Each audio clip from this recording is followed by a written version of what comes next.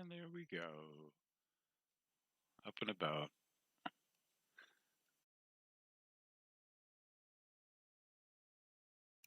Okay, we're here. We're live. The red light is blinking and the numbers are ticking on, and we are live. Thank you all for being here. I'm Verdi Arbusta. This is the Schumann Resonance channel on Facebook and on YouTube. And thank you all for being here. I appreciate your coming here, your company, your love, support. It is Monday. And it's it's a little bit above freezing today. It's not too cold. The snow is kind of melting. We had some rain. It's a kind of New Englandy day, but overall it's very nice. Thank you for being here. First, if you're new here, welcome. Thank you. Make sure to like, share, subscribe, leave comments, ask me questions. I would like to hear from everyone, and I want to know if I'm making sense to you. So please help me to know if I'm making sense by commenting, and that'll comments good, bad, or otherwise. If I'm if you need me to slow down or want me to go into more detail, I will make an attempt to do exactly that. And I respond to all the questions I get, and the questions I respond to. The comments I don't always. There may not be there anything I need to respond to, but I will read it, and I'll probably give you a little heart for it, because if I read it and I like it, I will give you a heart, which are most of them. So all right, so what we have on the screen are should be in the description. We have two different comparison of two spectrograms. Okay, so today's going to be a little different, I think. I say that the whole, all of this whole series is kind of a little different. I'm a little quirky, so it's all kind of, it's all got some personality like me. And so even though I try to stick on topic of the Schumann resonances, there's a lot of things that are kind of outside that interest me, that aren't really necessarily relevant, but are just like, all right, so that's interesting. I'll make a post of it. I guess we're all kind of like that in a way. We humanize where we're at. And I can't really do this without me giving a human part of me that I need to want to do this. I need to like to do this. And so that's why I do what I do, because I like doing this and I want to keep doing this. And so this is going to be a little personal to me. I thought that this would make a good, in the background, there we go. In the background, that this would be a good, good background to have a discussion on. It's it's the end of the year. I thought this would be a little bit more personal to me than some of the other videos that I make. It's the end of the year, and it's just time for looking back. Generally, that's what we do now. This time of the year, we look back. It's that time of reflection, and so within that scope um, within that scope of activity, of looking back, kind of taking and accounting. A lot of businesses around this time, they close for sometimes a week and do an inventory, an audit. And so now is really a good time, if you haven't done one before, now is a good time to do that. Look at where, what's happened in this year, and kind of reflect back on what's happened. And so I thought that's what this would be intended for, is to have a, kind of personal year review for me of where I am. And I thought it would be interesting, to kind of take you with me, as it were. So, so with that intention, I have some, um, and this is, I think, in the comments. I'm back. So what I like about doing these produced videos is that I can pause and kind of readjust the screen. Um, the intention of doing this is really just as a kind of personal uh, reassessment of where I'm at, what I've done. It just seems to be the time for that. Um, and one of the you know one of the things about this time of the year, like I said, is to give ourselves an audit of what we've done for the year.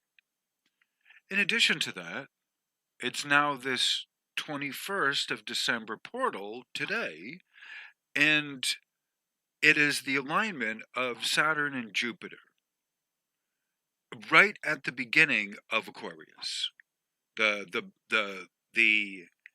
theoretical starting point of where the observatory has it, of course, at that 0 point of where they line up. And so as I'm doing this, they are now at that conjunction.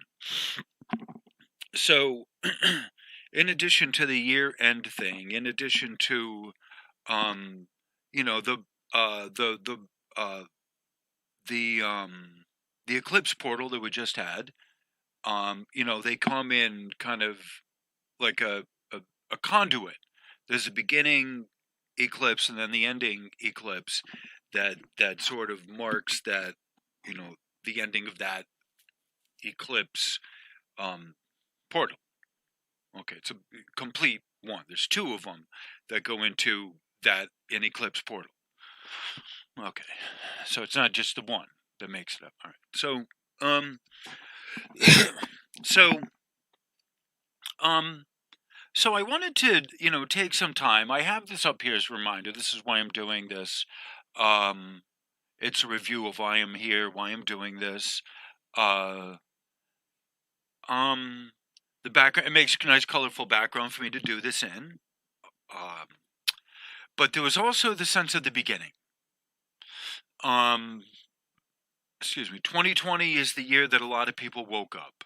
And this kind of also feeds into the reason why I decided to do this, is because my guides told me a lot of people would be waking up in January. And here we are at the end of the year in December, hard to believe. And a lot of people are waking up at various levels about all sorts of things. And on the flip side of that, a lot of accounts are getting cashed out. Accounts are getting cashed out. And this is a metaphysical term that I use relative to society, relative to the state of affairs that we're in. The expression, you can't make an omelet without breaking some eggs. Well, there's a lot of eggs that are breaking down now. Okay. And so that's sort of how one way to look at what's happening is that, yeah, a lot of stuff is breaking down, but in order to make that omelet, stuff has to break down. We need to be able to get into what's been stored away inside there. I think that's a good way of looking at, the state of affairs that that that we're in. I think, summarize it that way. You can't get, you can't get into the egg until you break the outer shell, and it's what's been going on. A lot of it is the outer shell, and we need to break through the outer shell in order to, get what's ours, what's been held back from us. Okay.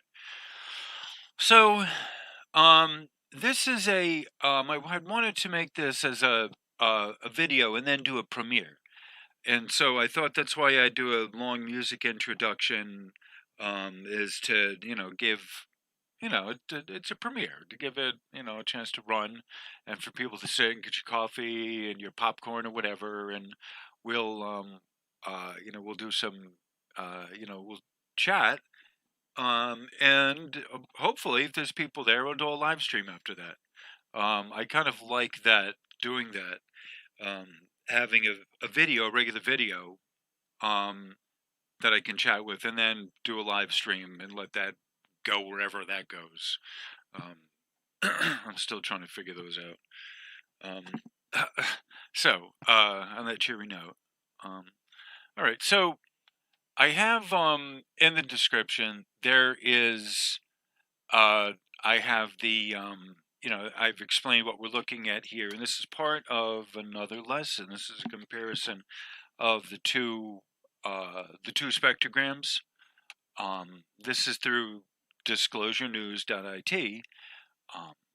That during the good peak, I'll just say when things are calm and no one is saying, oh, they're withholding anything, it's good to look at them and compare the two of these together. That here you have this interesting spike here that matches up with this interesting spike here. And this is all the same day. You got to remember, this is the same day, 24-hour period. So this would probably be this, and this would probably be this and this right here. Okay. Whereas this is yesterday. In fact, this is the 21st. 2 hours here are 2 hours here. Okay. Just want you to know that. So that's 12, 14, 16, 18. Okay. Just the clock on here. That's what this is saying. 12, 14, 16, 18. Whereas, over here, you have, these are each one of these is a 2 hour marker. All right, just so you know. Zoom in. All right, you can see that 12, 14, 16, 18. And then you see here 9, 10, 11, 12, 13, 14, 15, 16, 17, 18. So each one of these is an hour. All right, just so we understand the difference between the two scales. That's why we're comparing this. I had a recent comment with people. I have ongoing comments with people. This is an ongoing discussion with people about what about other spectros, what about other reports, what about other places, what do other places show us? And it's really important for you to see the difference between how two of these are put together. This one goes up to 120 hertz here, okay, way up there, and this goes up to 40 down here, right? So they start at 0. I don't know why they do this. They start at 0 up here and go down in a downward fashion, upward in frequency. All right, so up is down and down is up. All right. So that's 33, that's 37. You don't see that there, you don't see that there. It's an interesting thing that's happening. There's still somewhat of a line there. You see the 17, this right here is half of that. I want you to know that as I'm looking at it right there. That is half of that. All right, just so we know. You got to look for the harmonics and the half harmonics. That's what these whole mode thingamabobbers are, is the looking of harmonics and their fundamentals and their harmonics thereof. Okay, a harmonic is a part of a fundamental. I think that's the way to put it. All right, so what I'm doing here, part of this is this is as always, complicated as hell to explain. What I'm trying to do here in this video is touch on the basics. I'm always looking to go to the basics. I always need to go over the basics. Even if, no matter how far advanced I go, I always need to go over the basics again and again and again with everyone, because it may be your first time here, right? And so even though I'm way out there in what I talk about sometimes, especially in the live stream, if someone gives me a question on a basic thing, something I've already talked about that needs clarification, I go back to it. And so my live streams are a bit of a, bowl of spaghetti, or a bit of a salad, because I realize I allow myself to get pulled off course by beginners questions and by music. Like, all right. Okay. And sometimes I just need a break, and so I'll need a coffee. You're right. So three things. All right. Smoke or a cigarette break. Anyway, a smoke or a coffee break. Um, but generally speaking, like the basics. You as one of my subs, you as one of my viewers, new or old, it doesn't matter. You have to understand the basics, and a lot of times, no matter how many times I have said a lot of this stuff, I need to re-say it because there's always someone new that hasn't heard it before.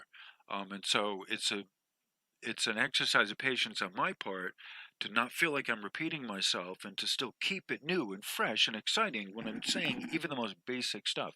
So that's sort of what this is not just a wrap up of where I've been, but also as a reminder of getting back down to the basics, starting over. That's one of the things that we have to remember, that no matter how far down the line we've gone, we will need to start over again at some point. That's the way the cycle works. That's the way that kind of the world works. And it's better to kind of kind of direct that and prepare for it, rather than you know feel like a victim that it's come, that like, after all of my hard work, I got to go back to the beginning. Oh man, instead of looking at it as a bummer, looking at it as a fresh new opportunity, right? So I always want to have that in mind about this and to this, and in my approach to it, of always keeping the beginning stuff fresh and new, and that working that as a challenge for me. And I'm pretty sure that's why a lot of these videos take longer than they probably could, is because I'm going over stuff. I am going back to the beginning in some cases. And I'm even spending time saying, as my conscious stated clear intention in doing this, I am working to keep this on the basics level as much as I can, and to bring it back into what is basic, what's important.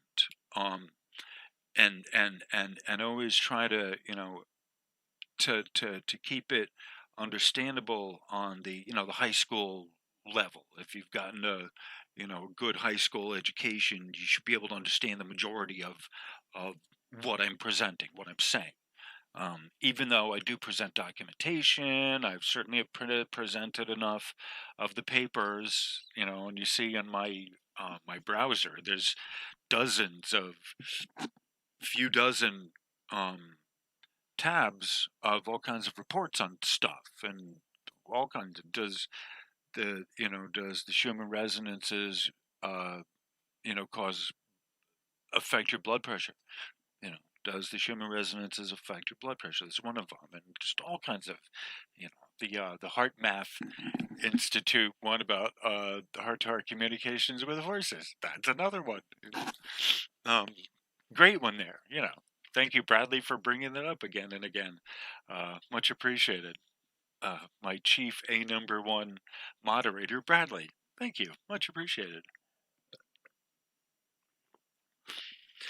So, so on that cheery note, all right. So with that stated intention, that's what I'm looking to kind of do here, as a reminder, as sort of a my of how I approach things, of what I'm looking, what's important in this is, for me, kind of always working at the beginner level with people, so that everyone in the every live stream, every video, it's a new thing. There's a group of people that come into this already knowing what's going on, and there's some newcomers. And so every video, every live stream is like, and I'm also kind of explaining to you here my mindset into this, going into it, of how I'm approaching this as well. That I already know there's going to be people that know basically the subject matter that I'm talking about, because I'm in most cases not getting into too far advanced stuff, because I'm in general wanting everyone to know the beginning stuff and know it well and at at length. And so even in the beginning stuff of knowing kind of what the modes are, the beginning stuff is, let me pause. Beginning stuff to me is you knowing everything that you're looking at here with all four of those panels. That's just the beginning stuff, knowing what it is you're looking at there without talking 5D gamma ascension burst energy. Okay, without referring to it in any way that way. And when you see white, knowing what you're seeing there as what's making up that white. Okay, so what I'm terming the basics is still a pretty advanced set of understanding. Let's get our terms, like let's synchronize our terms, our not our vocabulary, our lexicon, our shared vocabulary of understanding. That before we get into the complicated stuff,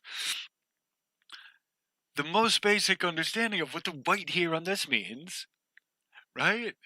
Of it, just what I determine is just the most basic understanding of that is really complex to a lot of people.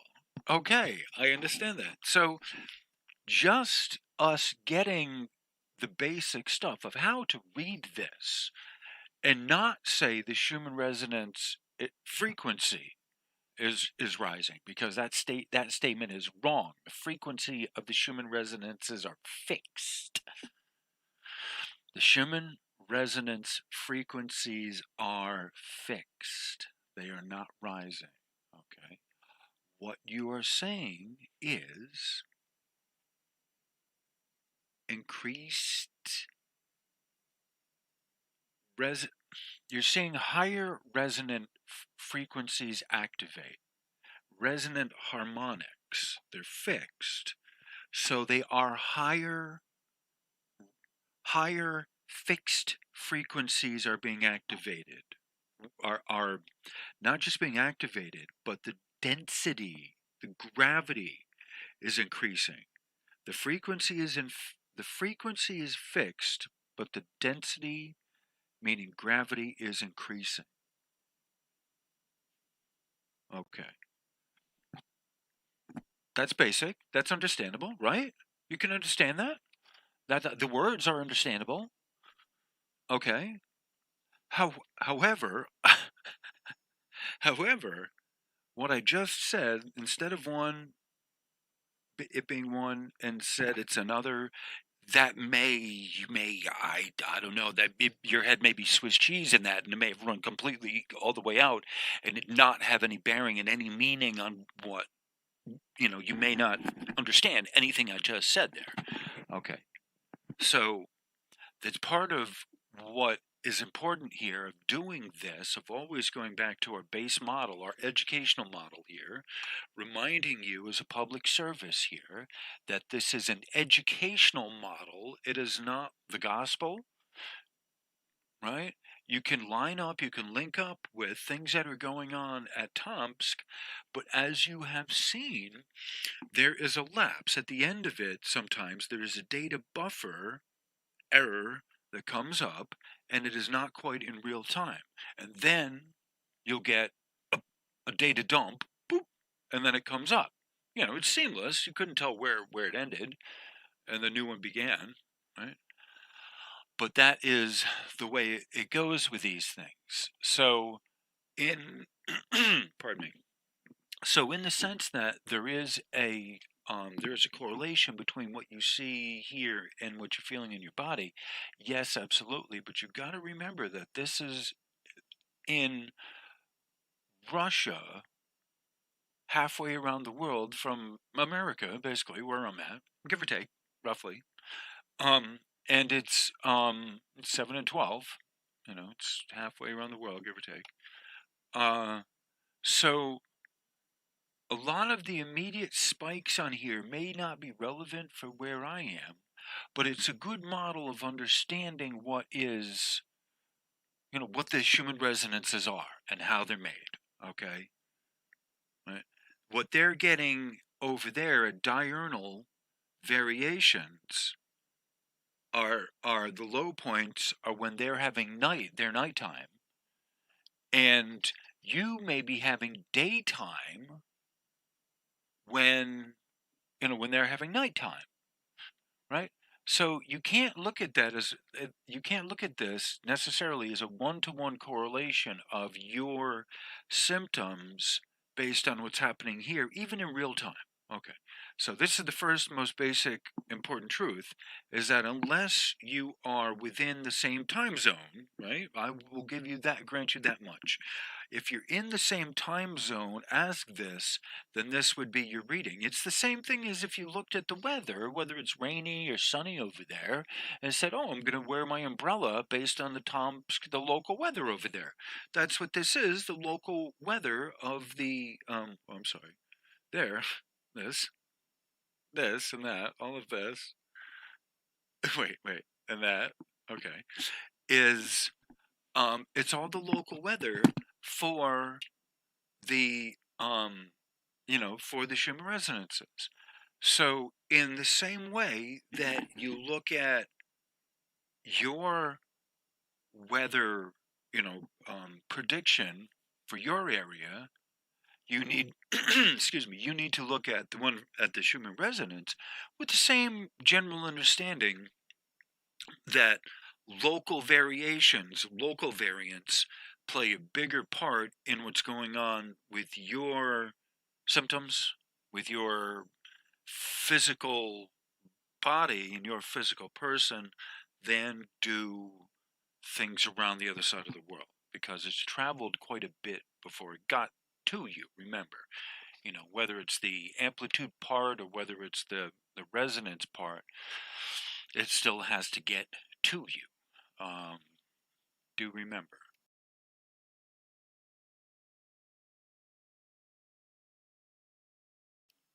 Okay, so so that's right. So these are basic concepts. So our first working model here was with Tomsk.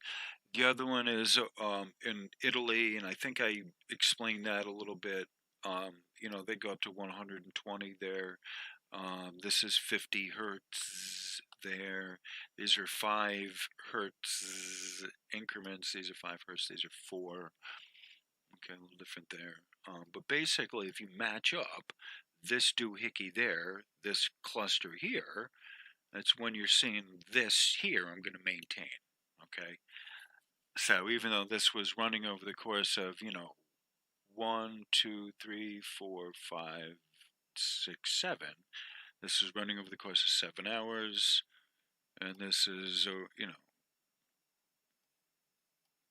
this is 2 hours here, and this is like, 1 hour here, when you look at the height of this, is up to 10 hertz, 15, 20, and then you see stuff here up around 20, right? So they're showing you there's something roughly similar kind of stuff going on between the two, but they're two different. These two graphs are telling you two different things, and it's important for you to know what you're looking at when you're looking at one from the other. And that's some of the most basic things that I tell you is know the local, know the difference between local interference and what's happening, what's happening in your world around you in your neck of the world, as opposed to what's going on the other side of the world, which may not be affecting you as much. Okay, so that's one of the basic introductory things about the Schumann resonance information, Schumann resonance spectrograms, is that know the area that they're being taken in, geographically where they're being hosted and where the information is being taken from. So, all right. So I gave in the description there, um, uh, basically what you're seeing in the two comparison of the two spectrograms that I had in the thumbnail. Okay, ba-bing, the one from Italy and the one from there. So you have in the description what those are. All right. So moving on. Okay, let's get I'm only allowed to have 5,000 characters in the description. So as I write these things out, I'm never quite sure how much of it I'll be able to include in the description. Okay, so as a pause, let me say that's one of the reasons why I now have the WordPress blog, so that I can have the full length of the description of everything that's supposed to be there, which in some cases is rather lengthy, truth be told. So all of that correct information will be there. And there is usually, now there's a link when I have it, and if I don't have it, I try and put it later on. This is a work in progress. This is, now that I have the hardware, the software includes me using the system, the markers, the folders, the accounting, the bookkeeping of keeping everything straight, so that you have all of this information in multiple places, so that you can link to it, from different places. And so I've been developing the system, I've been developing the equipment, and stuff has been granted access to me through software and whatever, as I have need of it, from the universe. And I'm very grateful that I'm able to um, have all of this, where I can make a movie. Like, when I wake up, I can do a little, by movie, I mean like half an hour short video of of something that's happening on the spot. It's all set up that right now I can, the middle of the night, I can make a video if I want to. And so with that, comes the due diligence of making sure that I produce good quality videos, and um uh that I'm on point with my delivery, so that at least the sound quality is good, the picture quality is good, it's not shaking. Technically speaking, it's all working in good order. Now, as far as the personality behind the camera, the guy who's, the conductor of all of the orchestra, the talent, as it were, however well That should he be in front is, of the camera. I don't know. I think sometimes I put myself to sleep. I don't know. I do play a lot of music. Maybe I should do more talking. But that's on a behind the scenes note. That's one of the reasons why I do that's one of the reasons why I do what the heck is it? The chat, so that I can talk with people.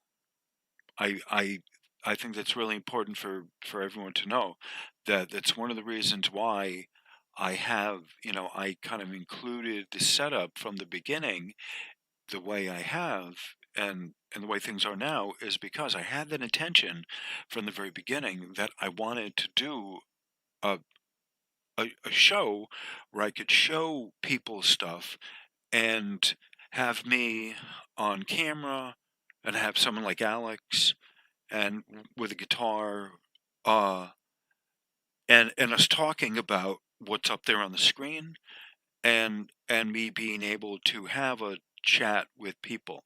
This has all been very intentional on my part, of when I asked the universe to please help me. Excuse me. When I asked the universe to please help me and grant me the wherewithal to get this equipment, that I had in mind of what I wanted to use it for. And so I've been blessed in part because I knew going into it what I wanted. In the Northeast here, there's a lot of, you know, merchandise that, is secondhand. It's been used. People move. Um, e- estates get cleared out. There's a lot of. I don't have to go far to get equipment. It didn't cost me much to get the equipment. But uh, it was hand in hand with me having set the conscious intention to do this, to be here with you folks, strangers, to do one of these shows, to even just do one of these shows, all right, and then let alone to do a series of them, a number of series here. It's been um,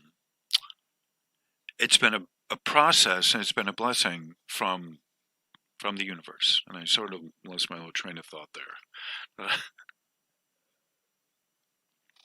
So, um, so as a as a kind of a thank you, as a as a part of building this, I had wanted it to work with other people so that I can share and interact with an audience and Alex, as well. Have like a live studio interaction with someone, and that's what that was an important part of making this work. Um, as a channel, because I don't always know if what I'm saying is being received well, like how well it's being received on the other end, until I hear people feedback that, oh, this doesn't make sense. I just, relative to what we're talking about, I can't piece in what you're saying to me. Can you explain this in another way? I need to hear that from people. If I'm the one that's presenting this, like I already get the answers figured out for me.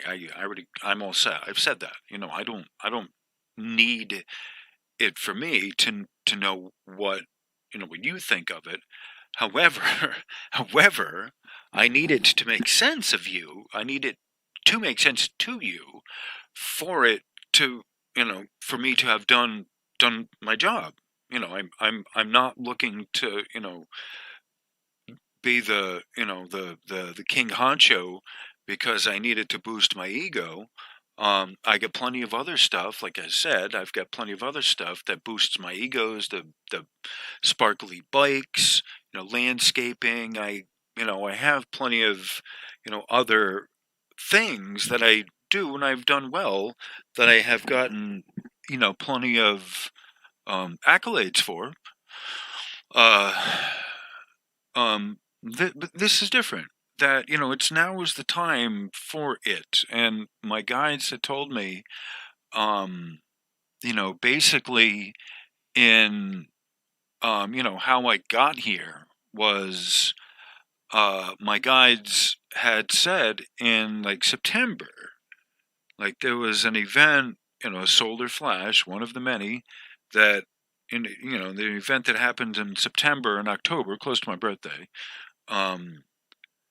And I was told I was going to have to go online in January and start talking about the stuff that's happening. A number of things that are happening.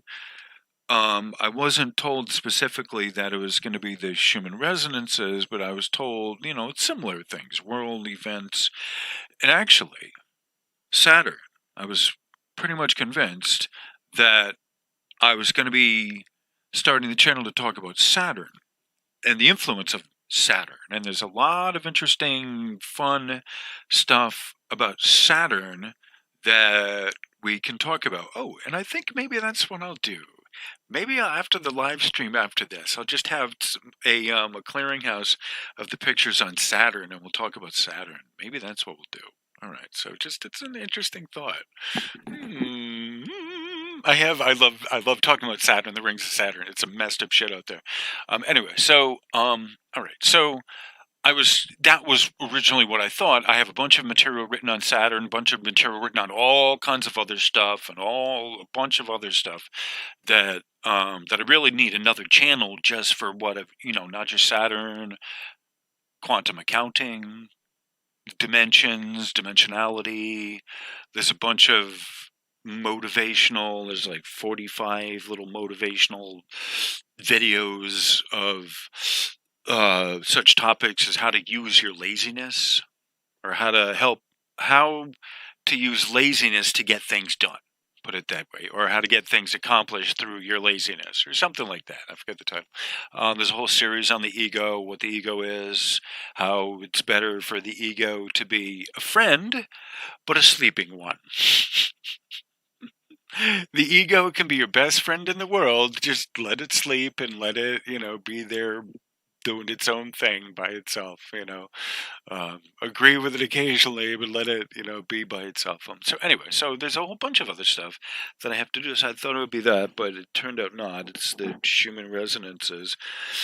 I think in March, sometimes in March, I had heard Wager's World say, oh, there needs to be someone that can identify what the Schumann resonances are, that can explain it. So somewhere around like February, I think even I had decided I'm going to, start doing some video stuff about the Schumann resonances.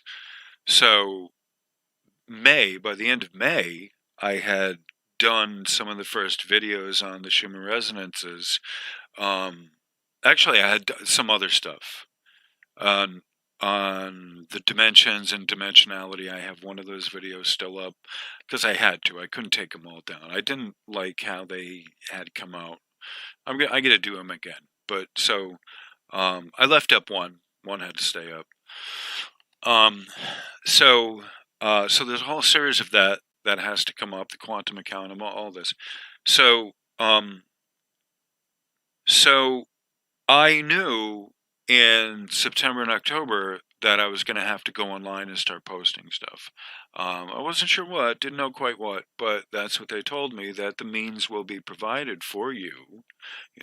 You need to be a good steward and a good shepherd and be there and start reestablishing your Facebook account, start doing videos. One of the things they had told me is start doing fun videos on the flowers and the plants.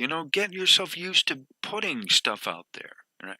And this is something I would suggest to anyone who has an idea that they want to do a video channel. It may not. Start posting videos on things you like and you want to see. The clouds, the flowers. It doesn't really, keep them short, right? It doesn't necessarily. It's not important that you get a lot of views. It's important that you keep doing them, right? So I'm interested in clouds, and they're interested in patterns and all this stuff out there. And I've done, a lot of those, and that. But that wasn't where I was going to be staying. Is with videos of the clouds. As nice as they are, and there is enough you could do about that. That wasn't where the end destination for me was. So so it's really important to not only, like how this all worked for me was that, I was essentially living in a tent in the woods, before this, because I wanted to meditate. I gotten tired of talking, and I wanted to, uh, um, I wanted to, what's the word I'm looking for? I wanted to, I guess, enable myself to have as close to the ability to lead a vow of silence as I could. I think that's the best way to put it. That I needed to go where I could be not bothered by people, essentially, and not have to talk to anyone. I don't necessarily mind the presence of people as long as I don't have to talk with them. All right, so this is where I was at back in the end of 2018. Okay. And I had quit my job at the bar at that time, which was 7 days a week. The amount of time that it took to do the job varied. On the weekends, it took a long time. There's a lot of work to do. During the week, there wasn't that much to do, but I had to do it 7 days a week. And it was just time to move on to something else. I'd done that for a number of years, 5 years. It's time to do something else. And I had a tent, and so I just kind of moved out. I don't have much. I haven't had much stuff for a while, but the clothes a lot of the clothes I had were provided by work, uh, liquor and beer advertisement, shirts and jackets. I had a whole outfit that was, outfitted by the liquor distributors, right? I don't drink, right? Okay. So I could leave a lot of that there. No worries. Half and of just my outfit was supplied by Bud Light. And lived out there the best I could. And it was fine for a while, for a year, year plus. In the winter time, I just had extra, blankets. I had a I was able to make a fire. Um, and I was able to stay in a friend's house. Some of that time in the deep, deep winter. If it froze outside or whatever. But I figured it out, and so it's a wonderful time. So during the time when everything was great, I was out in the woods meditating, because I was told that you're gonna have to, eventually you'll got to be back in society, but now is the time for you to kind of recuperate, get your mental, kind of wherewithal back. Um, and so that's what happened. So I kind of recovered from the year plus living out in the woods and just kind of not having to have any, I don't have a car. I don't have any family. There's no overhead. I have some odd jobs. I have a few friends here and there. People provide me, I get food stamps, or, food card, whatever. It's a great way to live. So, I just got tired. At the end of 2017, I get tired of talking. My guide said, if that's fine, you can go out in the woods, that's fine. And so May, I retired from the bar, and then I lived out in the woods. And then in 2019, basically, I'm told, I had to come in from the cold because there was a woman that needed someone to work as a landscaper, and that was me. So now I have, in 2019, I get a roof over my head, and I got this gig as a landscaper. 20 hours a week is a full-time, gig for this job. So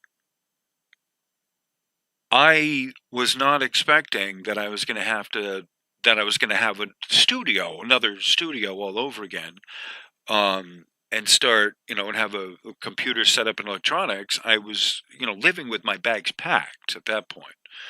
Before, this is immediately before I'm doing the YouTube channel here.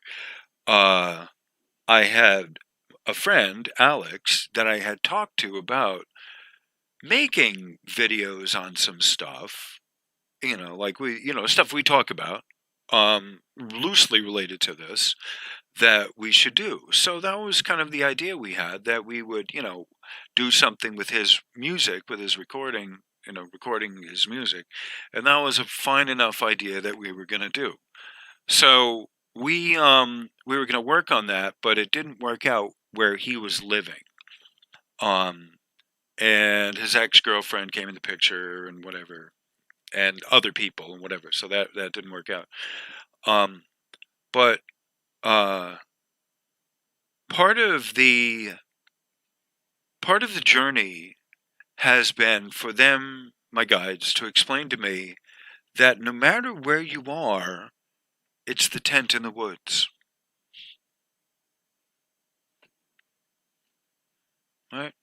And it's the same thing with a monastery. You can't run away to a monastery to get away from interacting with people. This is the conversation I have with Alex, that it doesn't matter how far away out in the woods you go. I run into a security guard from the property next door, or I run into people on the bike path to and from where my little nook is hidden away. And why are you here? What are you doing? You can't run away from your path. You're always going to be on your path, whether you're taking a break from it or not. You're always on your pathway, right? So for me, like, even though I was being allowed the chance, the opportunity to heal from the words and bad dialogue, and I'm also talking about growing up. I'm talking about people at the bar who mean well but just can't carry through. The shortcomings of the language itself, which takes a long time for me to get past. Out of all the problems with speaking and language and people interacting through mouth noises, the biggest problem I have with all of it is the shortcomings of the language itself. So part of the reason for going out into the tent in the woods is to really consider the language itself as a tool, a set of tools. What is it? So one of the things the tent in the woods allowed me to do is take a survey of the language and how we look at it. And I wrote and wrote and wrote and wrote a lot about how to, at least for me, how to improve speaking. And I looked at it as if it was a car engine that wasn't working, that I took it apart, dismantled it and dismembered it in a way that no one, I don't think, ever has. And then I reassembled it in a different functional, cohesive way. And so that was one of the needs for me of living out in the tent in the woods, was I needed that time to finally be able to reassess what the hurt of the language. There's not a better way to put it than that. I don't know a better way to phrase it than that. So to unravel the hurt of the language, the damage. Why is this such a shit show? All right. So as I moved into this place that I'm in now and here, reestablished myself, and in December, I'm going online and making comments on YouTube. A lot of it is about the Schumann resonances and what's happening and all of this. And I don't talk much about after death experiences, but there was a couple of those that I had made a post on, to which I got a response back, which was very nice. The Buddha didn't talk much about what happens after death. He says, you've got enough to worry about in this life, so, carry on with what you got going on in front of you, Commander. And that's kind of what my view is of that as well, that you got enough going on in this life. Don't even worry about the next life. Just do well, and you won't have to worry about it. And it's kind of the best way to look at it. Where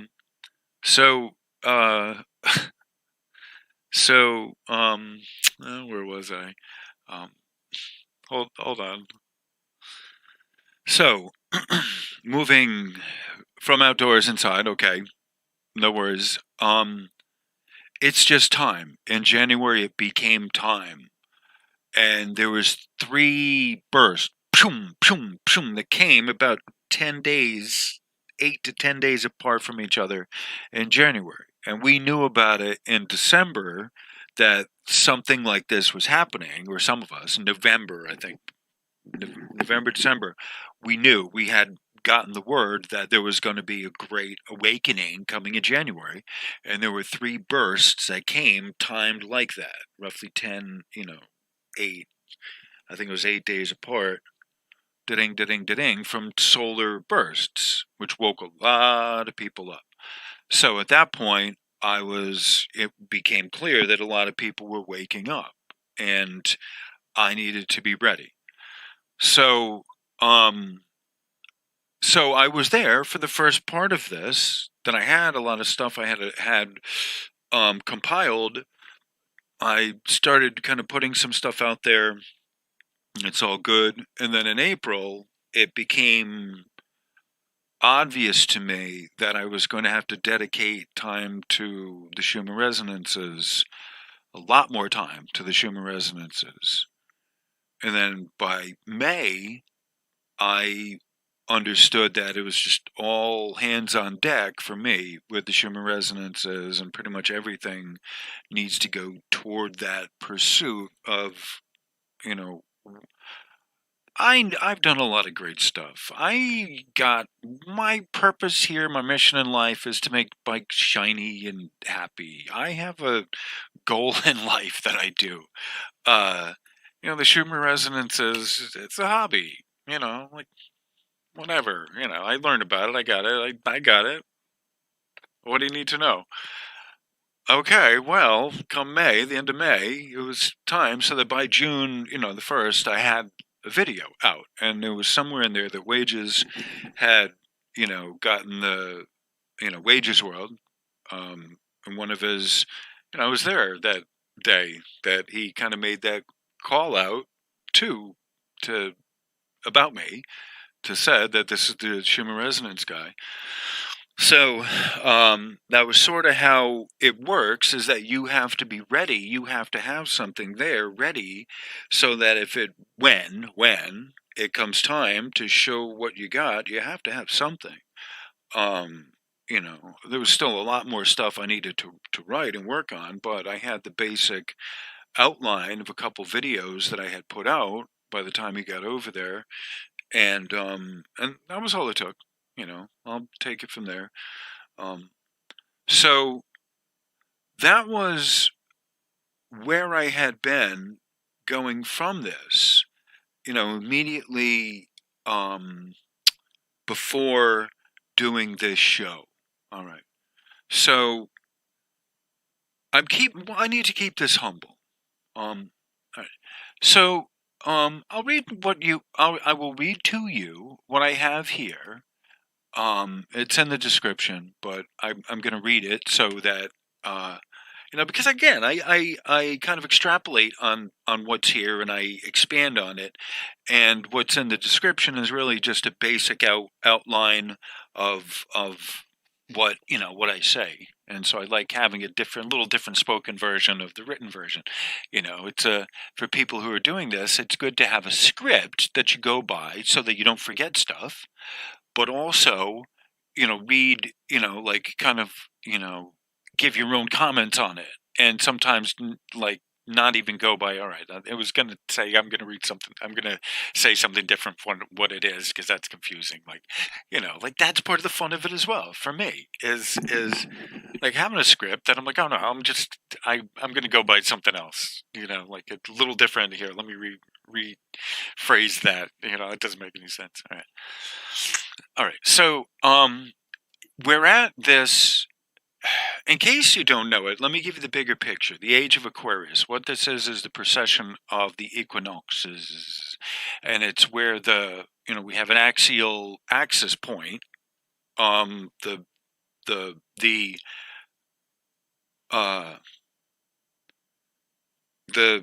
spin of the Earth is there's a pole of where it's spinning. So that, like, I don't even know the right words to put this. It's where we are where the planet is directed, pointing in.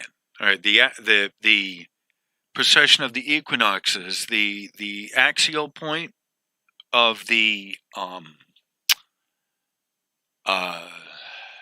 I don't even know how to put this in a word.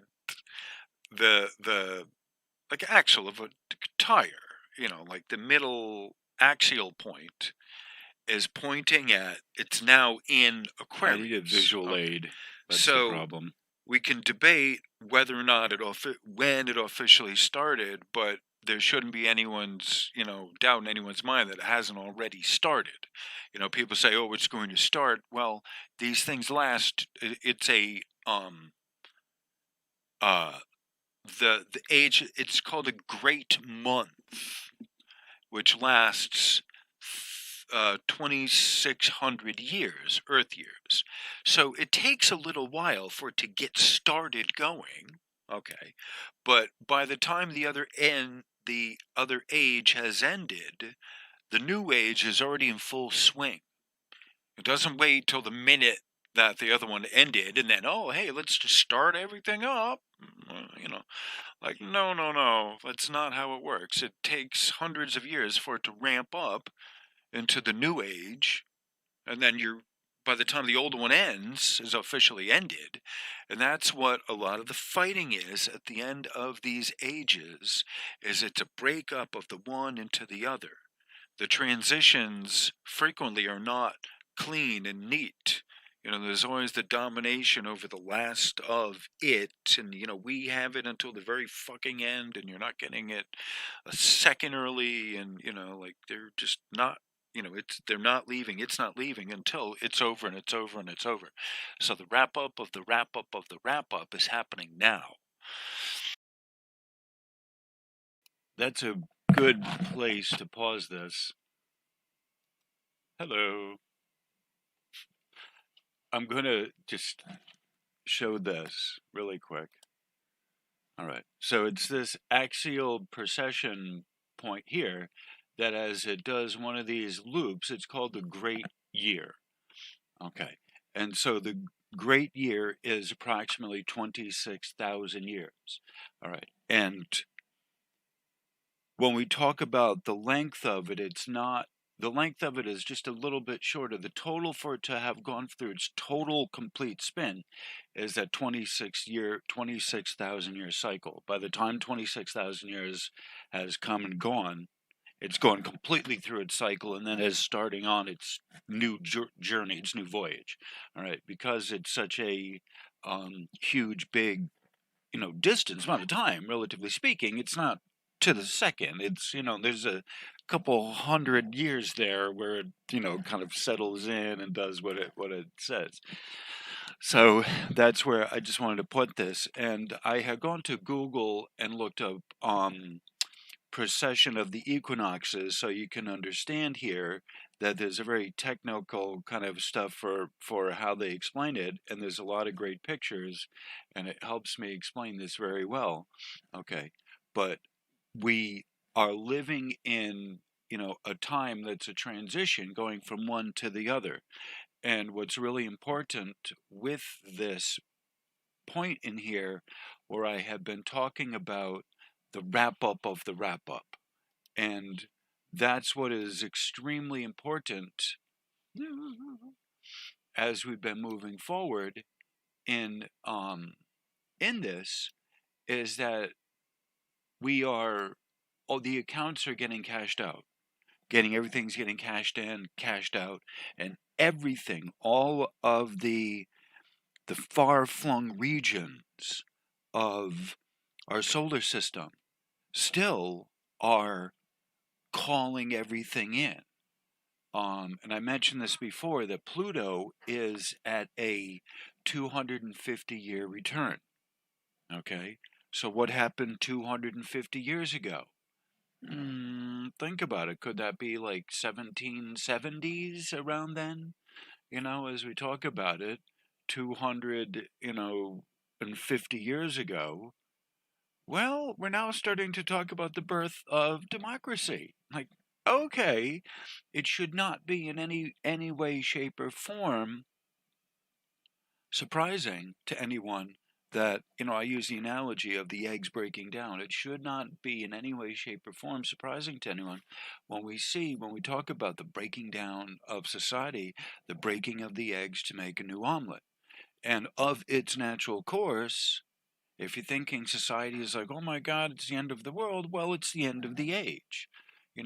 Pluto has come around to return. It's the closeout of the Mayan Tzolk'in calendar. Just recently, I think it was the 20th, the 18th, I think. Very recently, the 260-day calendar.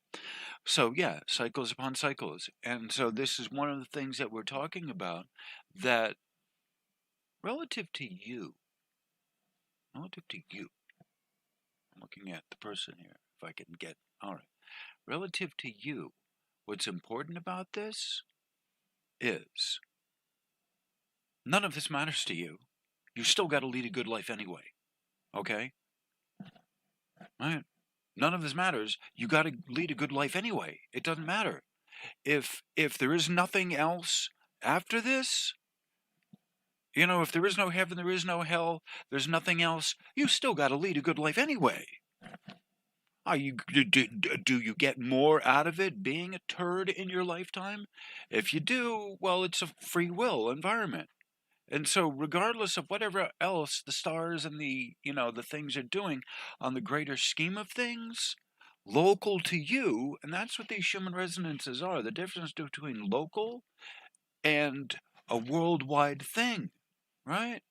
There could be a whole lot going in your neck of the woods, so it doesn't matter what is going on the other side of the globe. And that is primary, a number one thing that's important when I talk about, excuse me, the human resonances, is know the difference between what's happening locally and what's happening globally, right? Pluto may or may not be a planet. It doesn't matter. It's still there. It's still doing its thing.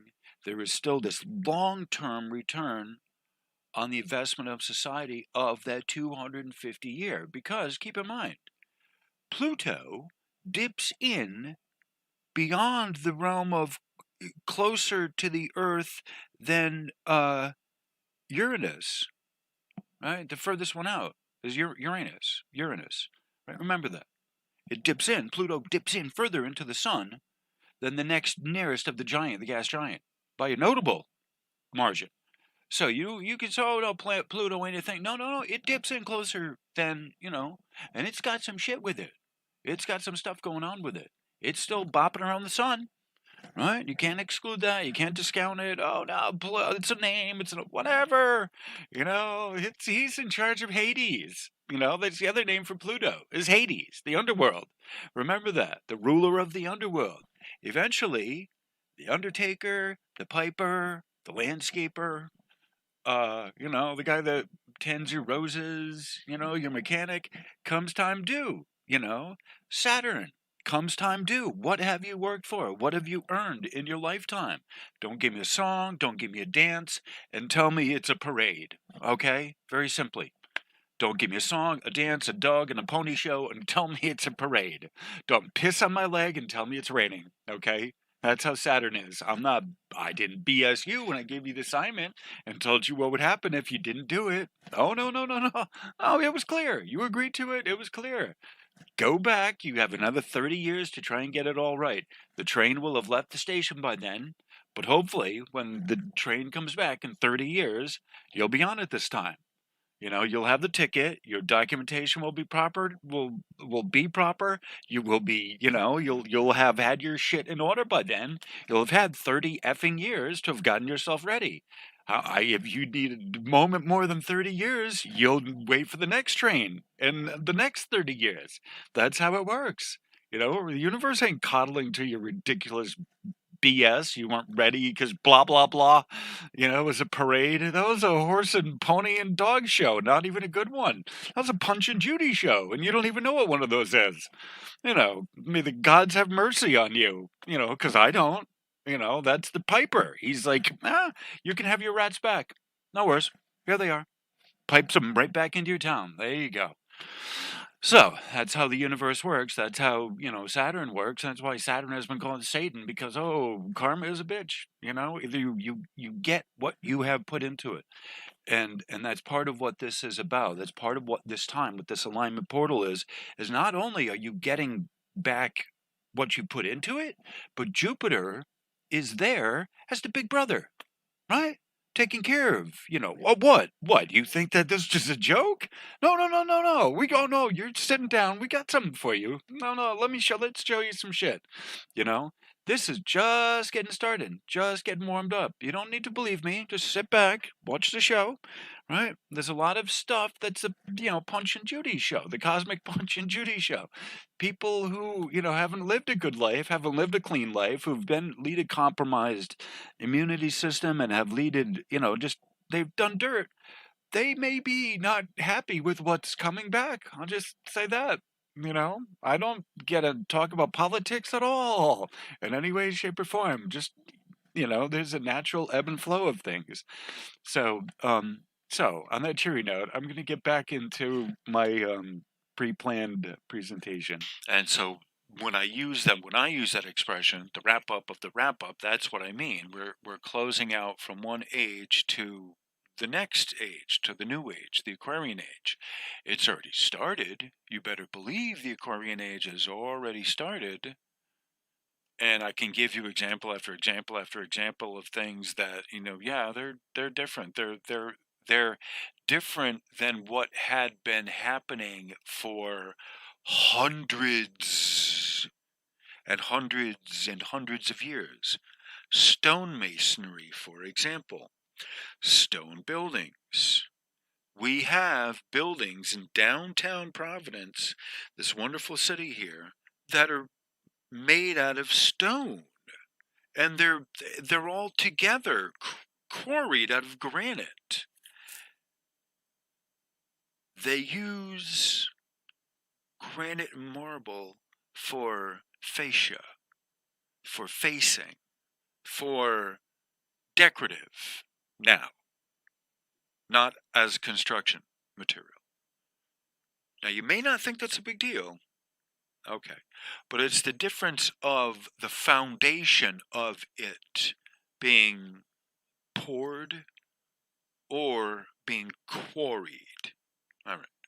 I'm just going to kind of put that there, going to leave that there, going to let it kind of stay up on the board. All right. The difference between the foundation being quarried and mined, chipped out of solid stone, or being an aggregate of something that's poured like concrete, milled like steel, okay, as opposed to solid like granite. All right, two different materials. It's what the foundation of society is built on.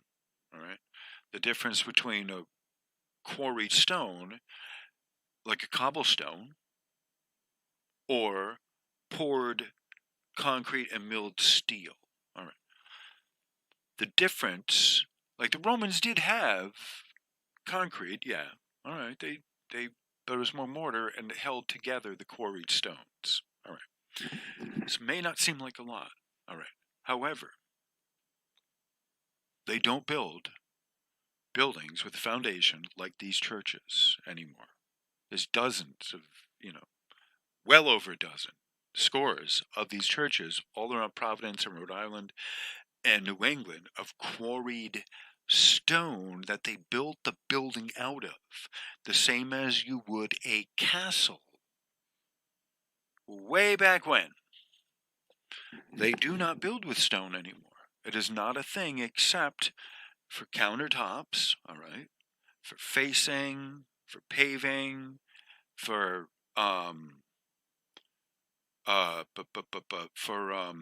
like shale, or what the heck is the other one? Slate, tiles, on the roofs. Okay, so these things, they're not made from stones. They are made from trees, right? And even now, it's difficult finding the trees they have to use chipboard, and it's pieces of trees that are, that are from other projects that were the cast off from trees. You can't waste it. That's good. You glue it all together, and it's chipboard. Okay. All right. So as we're moving from the Piscean age into the Aquarian age, there is a difference in the technology and what's happening on the world scene, and everything breaking down and reusing and restructuring what is here based on what's left. I don't want to call it waste, but based on what's here. So the Aquarian age, having been in full swing by now, by 2012, all right, the 2012 is a demarcation point. So by that point, the Aquarian age had started, fully had started. Okay. But it's not until the ending point of the old age, there has to be a marker point where we all can agree. The last holdouts, the most stubbornest of the ones, need to have a clear signal, clear sign that their time is done. Right. So that's what I am maintaining would be this point here, this conjunction point of why this is important, and why I am spending so much time on this personal video here of doing this as an introduction, because apparently I'm not going anywhere. As more and more of the material and everything has been provided for me, and I got this really nice studio, and the OBS captured works, and and I get comments from people that really like the videos and everything, it becomes obvious that this is where I need to go. So as up to this point, it's been a trial version, I think. It's been a test. Is this going to work? Does anyone like me? With that, early on, it became obvious people liked me, and they liked the videos, and they liked my style, they liked my voice, they liked the music. Not everyone, but people are very encouraging and very grateful, because I bring a lot of information to this that wouldn't have otherwise gotten out, that you might probably not have known where to go to get or how to get it. I just happened to come across it, and like, oh yeah, hey, let me share it. Like, wow, holy crap, wow, that's great, that's awesome. Okay, so we're entering into fully entering into the age of Aquarius. That means that the Piscean age is officially ending. Like soon. And it's not soon enough, believe me. But the stubbornest of the bunch, the most stubborn of the bunch, need to recognize it, and that's what we're waiting for. The dumbest of the bunch to finally get with the program of what the rest of us know, that it's like, man, your time, your day is over. Get out. Enough already. So we're entering into a new age. I'm not going to go into what the Aquarian age is. There's enough other information on it, but I wanted to talk about that, the transition of where we're going. So why this is relevant is the demarcation point that even the worst of the worst, the stubbornest of the bunch, need to be able to recognize, like that shot over the bow, chink, and things that are meaning to happen, that could happen other time, have to wait for certain alignments to happen. And it's just how it works. Things go finally click, the stars align, click, things just become, and then things fall into place. What was meant to have happened a while ago, that was ready, just needed things to clear out, and punk, that's it. Done. We're gone. Let's good. Let's go. We're good. Let's go. So that's where I'm at right now. We're sort of waiting for things to kind of clear up and everything. And then it's like, all right, let's do some real fun videos. But in the meantime, now it's like, all right, I'm in a basement too. Mark Pyres is in a basement. I'm in a basement. But I want to be here. It's where I want to be. So the Aquarian age is, it's, like I said, I'm not going into that. People have already done enough videos on it. it's now this alignment here is at zero, like zero at Aquarius. They're lined up, bing, and I don't know the time, but it's already happened. It's now almost midnight. It's almost midnight here. So the day has already come and gone, but the portal is still there. These two planets are massive. So this portal is open for a few, it's still open for a few days. What we're getting now, it's still that the rings of Saturn are huge. They go out way out for the planet. So while it's still, now is still the time, you got like 48 hours a lot of times. There's a little bit of time before the portal in which to get ready. It happens, bing, things fall into place, be ready, and you're good. So while here at this portal time, I wanted to be making a video. I wanted to be online. I wanted there to be a fresh new start coming into this, clearing out the old. I've done a lot of that, bringing in the new.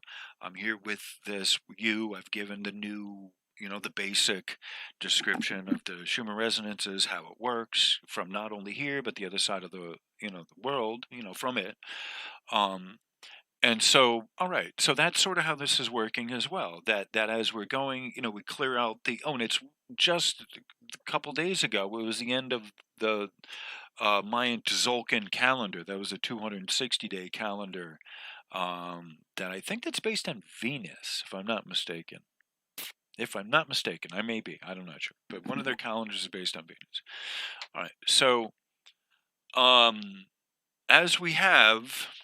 Okay, so why are alignments important? Actually, hold on. I'm going to make a coffee, and then I am going to answer that question. Why are alignments important?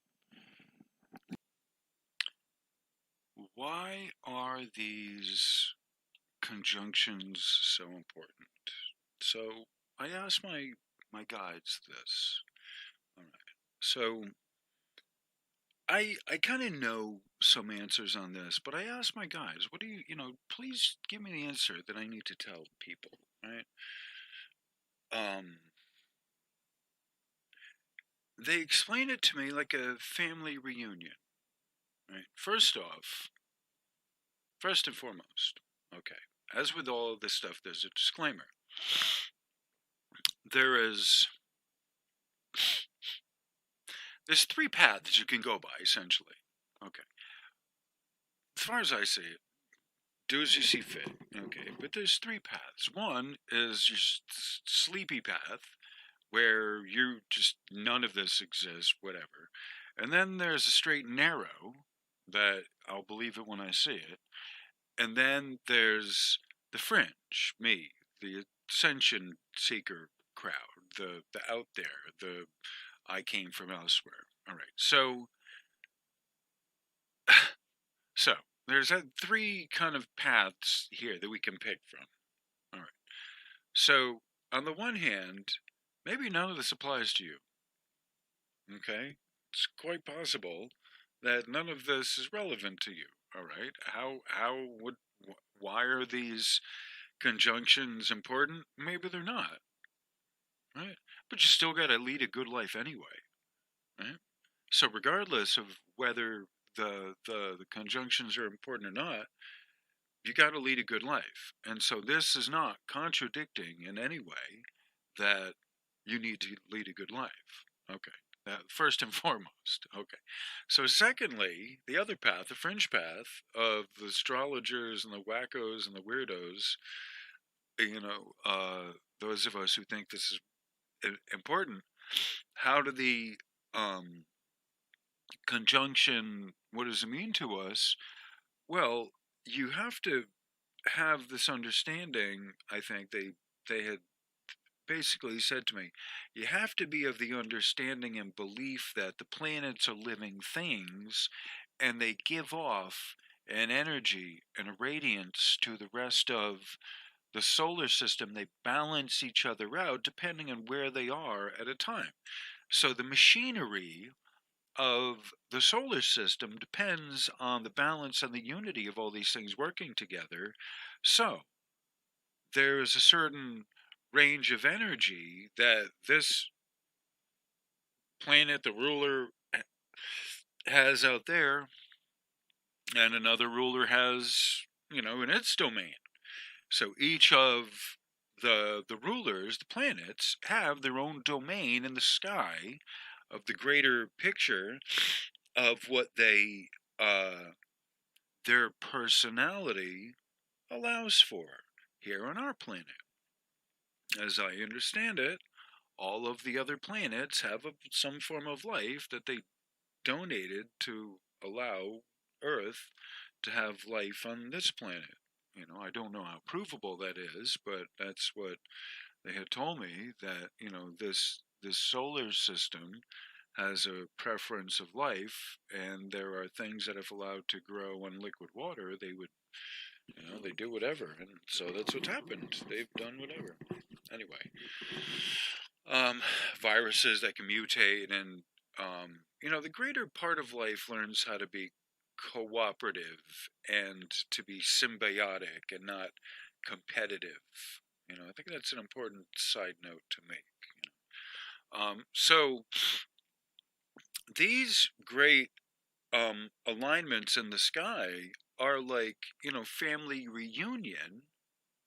reunions for, great grandma and great grandpa, uh, to be able to have some time together to exchange their energies with us, to align with us. It's all in alignment with us and the sun and all of that.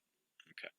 So the sun gives its energy equally to all of the planets, and then out there even further in all directions.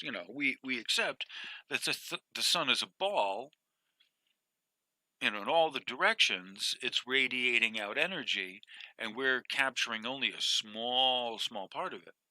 It's just only what's on the equator, basically the equator line. It's not quite the equator, it's a little bit lower, but basically just that little band of it, and the rest of it goes out there to, the rest of the solar system, which does whatever it does with, the sun's energy. So, so if you're on the path that you do believe that this means something, that these alignments and these conjunctions have a certain resonant effect on us, on some higher levels, higher dimensions, then we start understanding the dimensions of the calendar, the clocks, the time periods. These are different markings of different calendars. You go through Saturn return cycles in your life. Every 7 years you have another cycle, and by 30 it's a Saturn return. Pluto is a 250-year return. 250 years ago, what were they doing? Roughly the Declaration of Independence. That's coming up due soon. Your birthday is a return. Mercury retrograde, it's a thing. Okay, so you have to believe that all of this is part of the greater working of the greater cosmos, the clock of the cosmos, that there's wheels within wheels, cycles within cycles, different combinations of rulers for a period of time, and then they kind of flavor things, and then it moves to a different kind of thing, but you can't undo what just has been done. Now you got to try and do it again, but this cycle is happening now. So it's part of the dance, the greater dance of the cosmos. And when they talk about the dancing of Lord Shiva, this is part of what they talk about, that Shiva has a new partner now. He can't be with his consort Shakti at the moment, so there's okay. Shiva comes into human form and dances his dance, and there you go. There's a factory that just blew up. Oh, holy fuck. Holy F-bomb.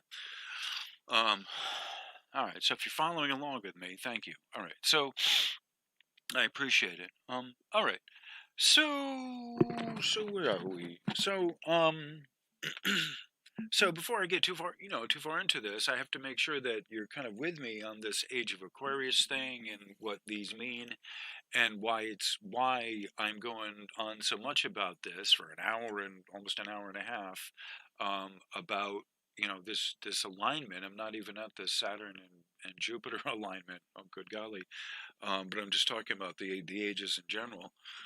Um, so if you're with me on this, then you start saying, okay, Saturn is its dealio is the taskmaster. He's the accountant. He's the guy that makes sure stuff gets done.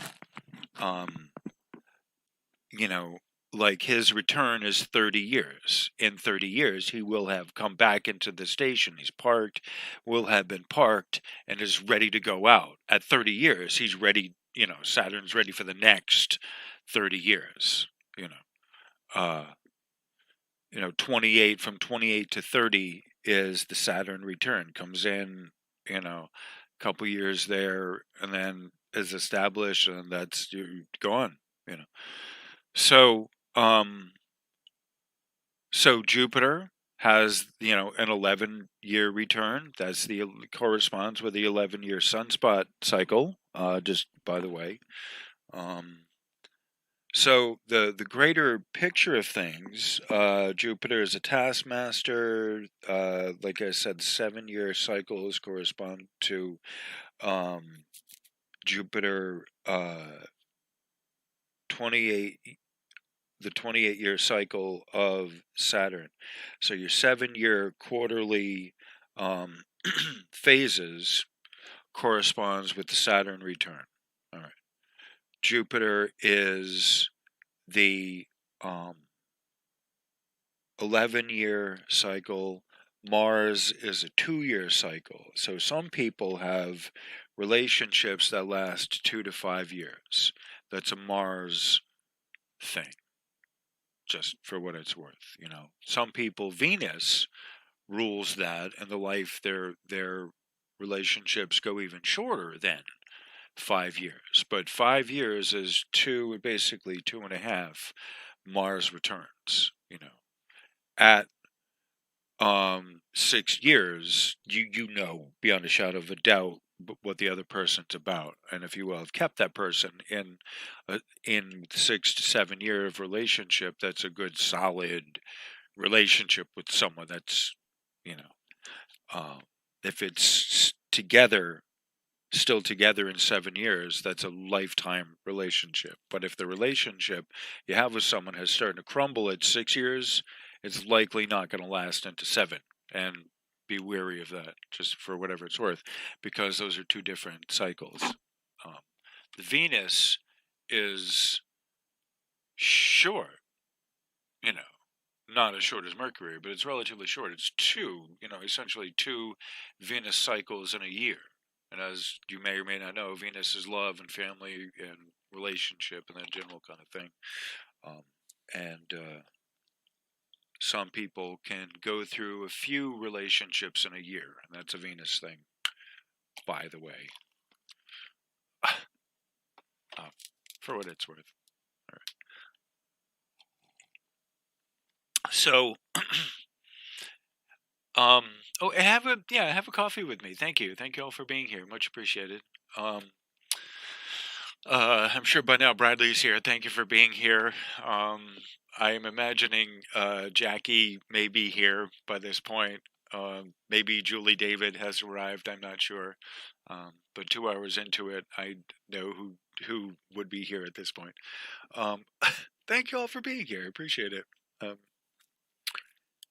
And a guest appearance by Sig Sauer.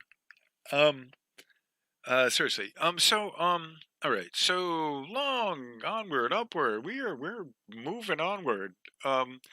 So the two, you have these two that are moving into have moved right now. They're at conjunction with each other.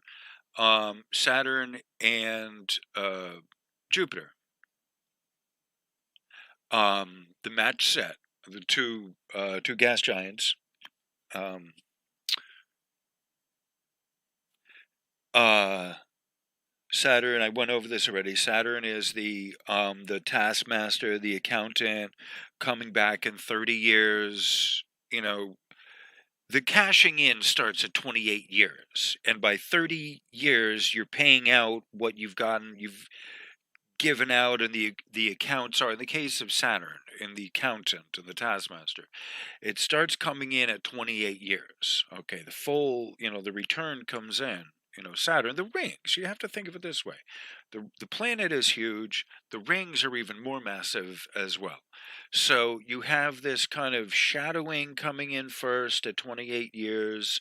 There's a point there at a year there where the planet solid is there, and then there's another kind of shadow that leaves for another kind of year, right, if you will. So it kind of takes a half a year to come in, it stays there a year, another half a year to leave. So there's a 2-year overlap from the 28 to the 30 years of when all the rest of the planets, except maybe Saturn, whatever, but all the rest of the planets have had a chance to cash in. Most of them have had a chance to kind of ring in a few times, at least once, except for the the ones that are further out, but they've moved a good deal through the sky in 2 years. So you've had a chance to kind of move along with them as well. Anyway, so Taskmaster. I meant Saturn. I meant Pluto when I said a great deal. I said Saturn, and I didn't mean Saturn. If I remember correctly, November. Yeah, I'm pretty sure it was November last year. Wasn't this November? Wow, time freaking flies. So that was when Jupiter and Saturn were conjunct in.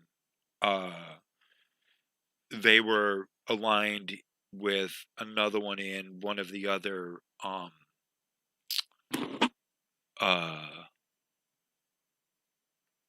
houses. I'm trying to remember. I think that was Capricorn. I'm trying to remember. There was something else that was lined up in Capricorn as well. So that was a year ago. So another alignment. Ding ding. They're lining up now in Aquarius, the taskmaster, and Jupiter is the planet of expansion, jovial. You get back what you've given, what you've worked for. Like and even if you haven't, maybe you get a little bit extra. The rich uncle, right? The amplifier, the person that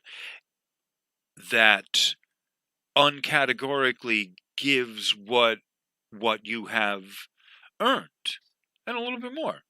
So like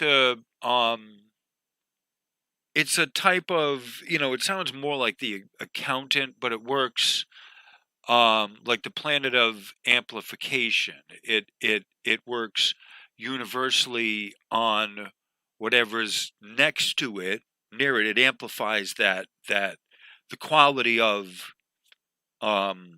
expands the quality of in this case Saturn. So that's I'm gonna have to read somewhere, but I think there's people that are already explaining what this is in detail. So I'm not trying to do. I'm sure there's people that are already explaining this. So I'm just giving you a basic synopsis of what's going on here, just in a nutshell. That in case you didn't know, and if you do know, then leave a link where people can go and get more information on it. But this is just the general, basic understanding of what's going on with the principle. Okay, the magnetic principle of the planets in alignment. They've locked in alignments for a little while. They're resonating together. They're talking. They're chatting. They have a family reunion, and what they do together. They give out gifts, blessings, or they take it back. If you haven't really been doing anything, you got to pay, right? And Jupiter isn't so much caring about it, but Saturn is the accountant and Jupiter is the enforcer. I think that's a great way to look at it. I think this is a great way to look at it. Right in the house, our home house, right here. We're all in the We're now in the Aquarian age. Believe it or not, if you don't believe it, this video ain't for you, probably, or you wouldn't be here. Thank goodness. Inshallah. So with the two, excuse me, the king and queen on the board, you have, the king is, like the giver out, moving one, and the queen is like, moving all directions and like, moving here, dear, and the real power behind it, if you will. Like, I think that's a great, an analogy, a good analogy to make with this. There's other analogies as well, but that's a good working one, like on a chessboard, on the three-dimensional chessboard that is our galactic family. So where we are now, it's I've referred to this as the wrap up of the wrap up, as a great clearing of the clearing of the accounts. This is one of those things that is helping in a lot of ways to clear out accounts that have needed to be. And let me say this, with Saturn, the return has well to do with money. Even the domain generally of money is Mercury, merchandise, mercantile, merchant. It's all in there. In God we trust. The dime had Mercury on it. Commerce. But beside that, there's definitely with the accountant, with Saturn, the accountant, you better believe there's a financial thingamabobber that's involved, where he's got his, the accountant's pen, and he's being, he's looking out for that. Almost definitely. And you hear this talk about, redistribution of wealth and reset, financial reset, and oh yeah, it's coming, but they're talking about it from a different way that the universe has in mind of a reset, and there's a scrambling to keep what they have ill-gottenly gained, and it's, the grand accountant is coming due, looking for what is due for what you've gotten. I think that's the best, most general way to put it. So that's where these two, Saturn and Jupiter, the alignment at 0 degrees, right at the onset of Aquarius, right at the beginning. It's a move forward into the Aquarian age. As we move across the bridge, this bridge into the new world, it's a good chance to do an audit of our year, which encompasses the career of this channel, myself, which is dedicated to the Schumann resonance harmonics. Okay. Jupiter is the planet of expansion. Saturn is the grand accountant, ready for his audit, according to the works of each individual, as we've given out, as per his or her pathway. So you, based on the pathway, the agreement that you made in your contract, is what you're getting judged on.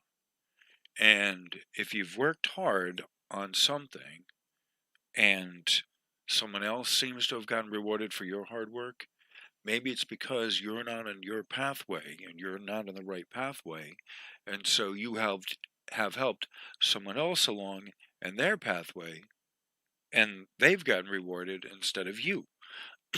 That's something to consider. Per the pursuit of this channel, which is dedicated to exploring the technical and scientific aspects of the Schumann resonance harmonics, in assisting in discerning the crap from the valid information. So that's one of my stated goals here in doing this, is so that you will be able to understand the shit from the shinola, as it were, as Terence McKenna says. At the end of so at the end of a house that Saturn leaves from, okay, according to the way this works, there is an accounting. The grand accountant does an accounting of what you've done relative to your work in that house. Saturn can't judge you based on, the parameters of Mercury or Venus, but your life plan, your life goal, your path, your life path. Saturn is approximately in the middle of the rest of the field of our solar system, right? There's an asteroid, it goes way out there. Pluto, if you consider Pluto a planet, it goes out into the asteroid belt. So it's not exactly half per se. Saturn is not exactly half, but you look at the difference between, a 4-month orbit and a 250-year orbit of Pluto. 30 years is approximately somewhere in the middle of that, and even, your Uranus, the furthest one out, like that's, like 80 years, I think it is. Right. So, you look at it from that relative perspective, relative to all the rest of the relatives out in the solar system. 30 years, a 30-year orbit is relatively half between, point A and point Z, point alpha and point Z.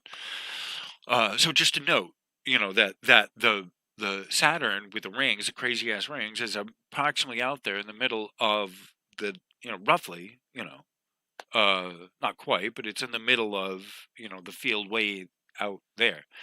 All right. So it has an interesting position out there in the middle of it where it kind of takes, hold of that, looking like a boss. If you have the shop foreman, his office is going to be in the middle of the work floor, generally. Unless they build it somehow different where you need a gantry over, that you need a gantry, like in factories, they'll run it, a lot of times out. Like, all right, so that's a thing. But in a lot of, that, like there's a site foreman on the job, and he'll have, his office is in a trailer and it's got to be out of the way. A gantry is an overhead crane, just for those who are worrying. I'm sorry, for those who are wondering. Hopefully you're not worrying and you're just wondering. Thank you. But sometimes, like, he has an office right there on the first floor, and so he always is accessible. And there's always an observation post that's overlooking right in the middle of it, so the shop foreman can look down on everything. And so that's sort of like Saturn is shop foreman overseeing everything. Okay. So in your life plan, are you following along with what you should be doing? And so Saturn in general is basing its review on you following your life's plan. And so if within, this time period here, this accounting at this point, and we're closing out everything from the old and we're getting into the new, we're basically asking at this point, how are you ready for the new? Your new pathway now. This is what we're talking about. The Aquarian age, we're at the beginning of Aquarian age. How are you ready for this new part of your pathway of your life? I don't know. I'm asking. This is what this is. This is what this alignment is. And we just got done on the heels with an eclipse, like I said, the pair of eclipses, the portal. Okay, in, out. In with the old, out with the new. Okay, that's the best way to look at it. So you basically, at the end of each sign that Saturn leaves from, it's time for an audit, a clearing out. Before it enters into the new, it clears out the old. So how have you done, in this case, Capricorn, it's, the last, it's broader than just the one sign. But so this we're talking about with Jupiter here, the last, not just the last, year, couple years, but the last 7 years of your life. A Saturn return, a Saturn cycle, say. Not the return is 30. A Saturn cycle of, 7 to 8 years, that period of time, getting ready for now. How have you gotten ready for this period now? Okay. So from essentially to 2012 to 2013, how have you been preparing for this time now? That's where we're at. That's what we're asking. It's a Saturn quarter on steroids, if you will, right? And so those people who have been building up their nest in iniquity, the den of vipers, ye generation of vipers, those people who have been building up their store in unsustainable stuff are not going to be doing well coming up as we're coming in now into this new cycle, the new conjunction cycle of these two together. Their influence goes on for a while, for at least for a few years. And so it's time to, pay the piper in a lot of ways. And it's just really just time for people just to, get rid of the ballast in their life and to loosen their load. If you want to do the best in the times that are coming up. All right. So where was I in this year before I came here? All right. I've mentioned this before. I will read to you what I wrote, which is I'm hoping it's in the comments. If not, it's on my WordPress blog page, and the link should be in the description.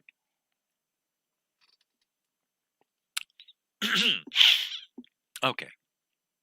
So I shared about this. I was basically living in a tent in the woods off the bike path in the Woonasquatucket bike path here in Providence. And there's not much wooded area, but such as it is, I found a little, area in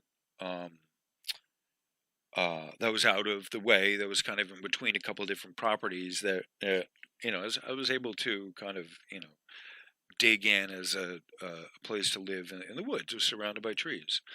And it's near the waterfall there. There's a fish ladder. It's all very, very lovely. But essentially, I had gotten to the point of being having a hard time communicating with people in words and in English. The English language is not my native tongue. I've had to learn it, and it's been very difficult. I do my best, but it's a lot of guessing, and the language is complicated. And so that's one of the things I shared about was that I use that time to kind of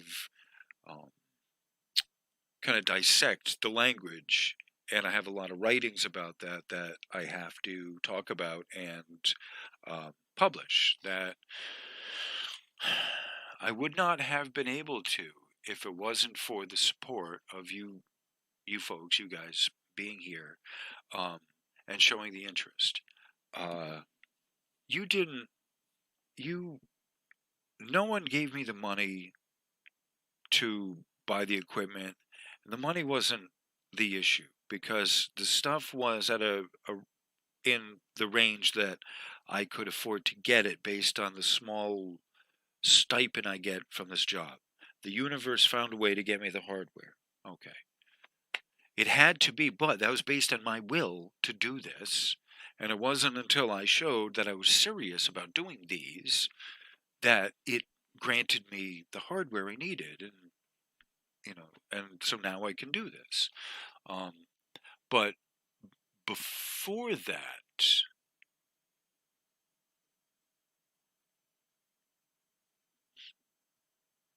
the nightclub I worked at had audio-video equipment. Okay. So I helped just a little small bit set that up. Okay. I got familiar. Before that, I went to school working on computers. How am I, before giving up, society, right? All right. Was it because I failed? I'd like to believe it was because I failed. Yes, I have where is it? There we go. I have a trophy for failure. Right on my graduation board. They showed me. My guides showed me.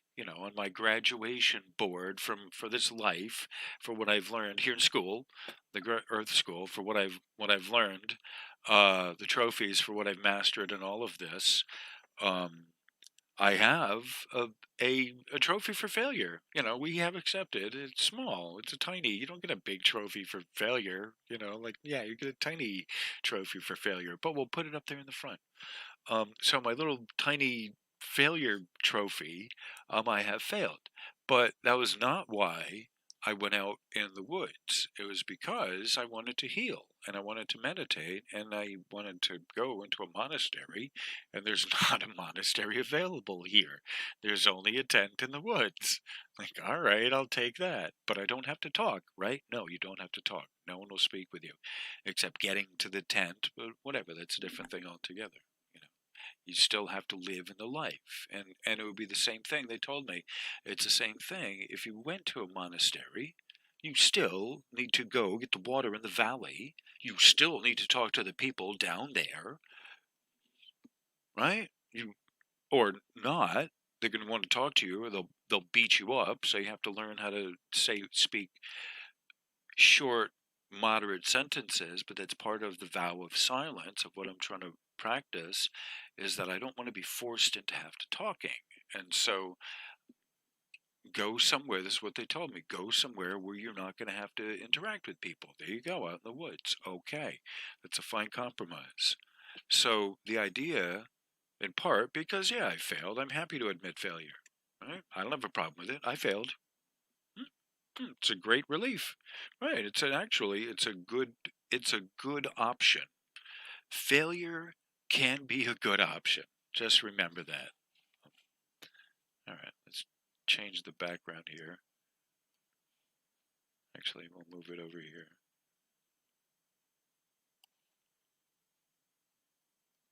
All right, so this is the one from Italy right now. Thank you all for being here, those of you who are still here with me. All right, so, excuse me, sorry about that. So, with the tent in the woods, it's the monastery, it's a compromise, but you still you can't run from the necessity of having to talk to people. You can moderate it, you can choose to volunteer, you can choose what you talk about, etc. You can put up a little badge that says, "Hi, I'm on a vow of silence." You'd say that. You have somewhere on, you post it, "I'm taking a vow of silence," and you have a book. Some people say, are you kidding? No, I'm not kidding. You say, no, I'm not kidding. There you go. Right? I'm having a vow of silence. I'm having. Really? Yes. It's something that you should try. That if you're tired of the words and you need to heal from the words, a vow of silence in the practical sense is a very good idea. You have a little, like a lanyard with the name tag that says, "Hi, I'm taking a vow of silence." People look at you, they say something, you show them. What? Huh? Yeah, I'm taking a vow of silence. And you can even have FAQs, things you've already written. Yep. And someone asks the same thing. Yep. That. You know what I mean? You don't need to rewrite the same thing. You already have written it. Yep. Really? Yep. Yeah. Yes. You would have only have had to written it once, and it'll have followed through with 15 people. It's the same exact thing you'll get from one to all of them. Anyway, just on a side note. Um, so so it was a lot of fun, but it was a healing time, and I know it wasn't going to last forever. But it's like you take the time that you can to heal as you are able, and you make the best of it that you can. And so that's what the the point of doing the tent in the woods is because it allows it allows me to heal from the harshness of the words that people are, not thinkingly, carelessly throwing at me, and the stuff, the S bomb people throw at you, and really mess with you to mess up your day. Right? So I was told that in January, people are going to be waking up, and I needed to be on top of this, and I need to talk to people about what's happening and what's going on very real terms.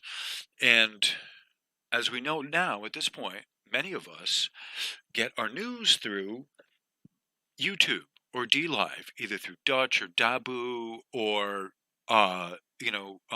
Maverick Star or Wages. There's a list of them where it's your affiliate of what's going on. And with me, it's Schumann, but then there's a bunch of other stuff that comes with this. And anyone that knows me knows I really have some in-depth stuff that I can share, but I don't because I'm sticking with the basics at this point. But there's a lot more stuff that if we can do Zoom meetings or whatever, that I'll talk about anyway. So because I've gotten, this is what they told me in December, that because whatever, well, I was reminded in December that what has been given to me freely, it's required of me to give out to the public, to give out to other people. Okay. So that's why the studio was given to me here, basically to the universe, right? The little to no cost to me, is because it's needed. Okay, but that was a case of me stepping out onto the land, believing that it's not quicksand, but believing there will be something there to catch me when I drop my foot down, and there has been. So in December, when I was told to, get going, I acted on faith. And so then I started posting in Facebook and on YouTube. And then by the time December came around, by the time January, the end of January came around, it was clear why, I needed to be there in position. It became obvious. I already knew. Right, all right, I got to do this. But then it's like, oh yeah, hey, everyone, that's why you got to be, you're on staff, you're on staff, you're on call, you got to be ready, you got to be ready. And so I was ready. So, uh, so, I have in the past, all right. So in September, I was told that I needed to start, understanding about the Schumann resonances. And then it's like December, I started kind of learning more about them, following them every day. And then January came in, and then I really had to dedicate myself to learning about them. And so, but before this, I've had a lot of experience in radio. Um, uh, I shared about this elsewhere, but my first computer it was in, the first time I knew what a modem was in eighth grade. The cradle, they put the phone on the telephone on the cradle, and you could hear. So that was in eighth grade in like 1980, I think that was the first time I saw one of those modems. And they were using it to play chess. This was in eighth grade in junior high. All right. So then in ninth grade, they were talking about doing, like word perfect. Like, okay, it's a computer program, but no one really had, an idea of what a computer was. No one was using a computer. And more to the point, I learned keyboarding skills on an IBM Selectric electric typewriter. with the correction fluid and an eraser and a little thing. Okay. The first the first time I heard anything with music on it, it was AM radio. Okay.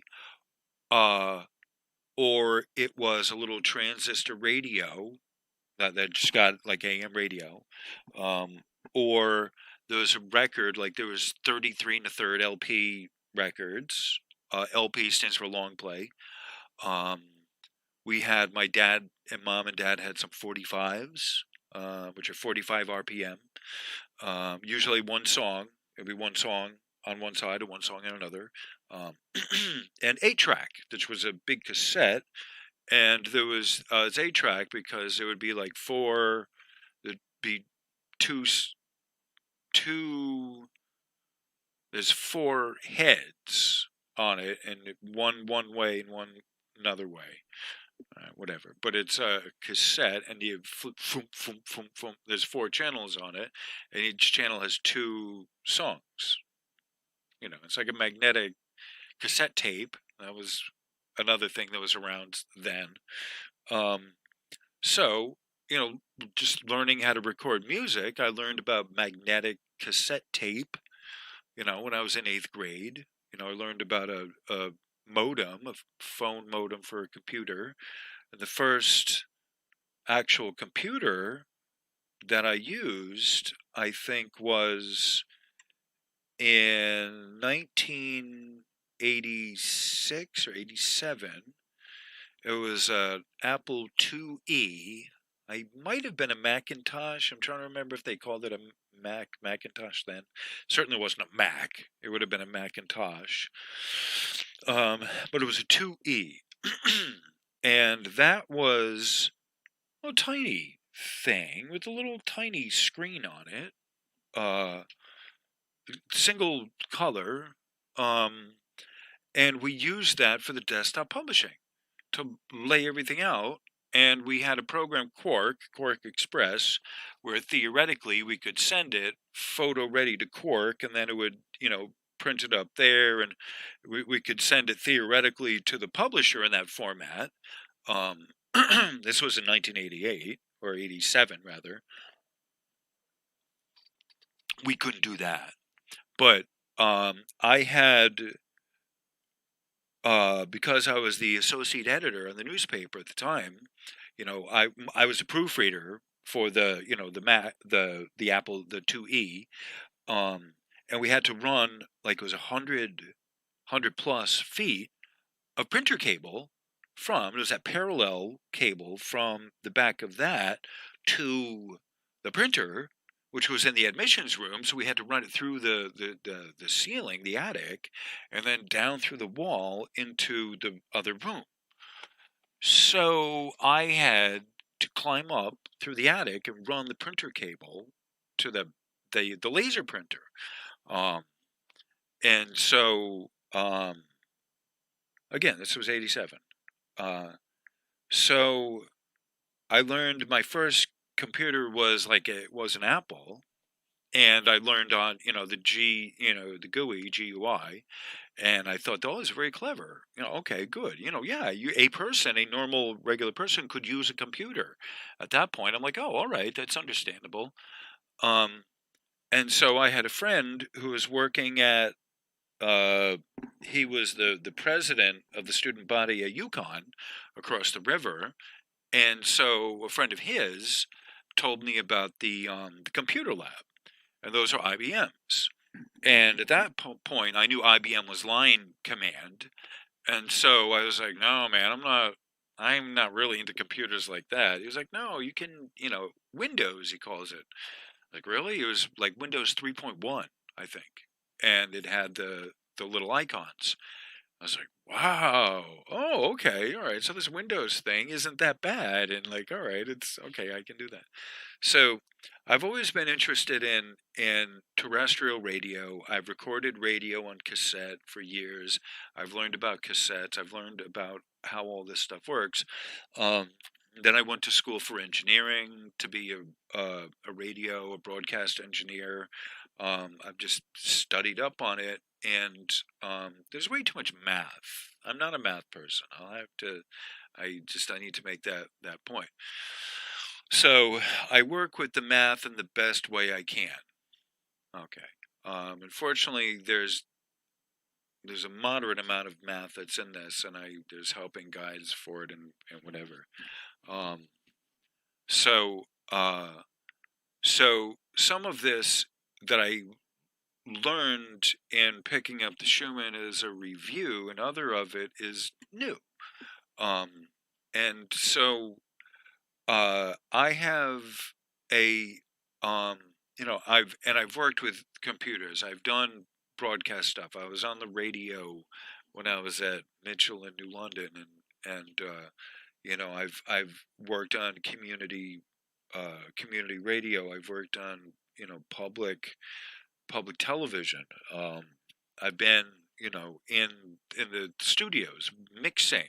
I took a field trip to Sonolist in 99, I think, 2001 maybe, to Sonolist in Waterford that worked with the Navy, and I got to see their studio and how they were putting a movie on at the time, The Perfect Storm. Um, they were doing mixing the soundtrack. Um,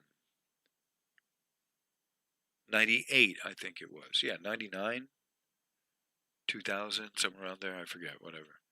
Um, so, so I've always had a fascination for radio, for electronics. So for me, this is kind of a something I've always been working with. So that's why I have a natural affinity for this, because I've been doing stuff within a related field to the Schumann resonances, and I'm grateful for being here, for getting the opportunity to present this to people in a way they couldn't have before.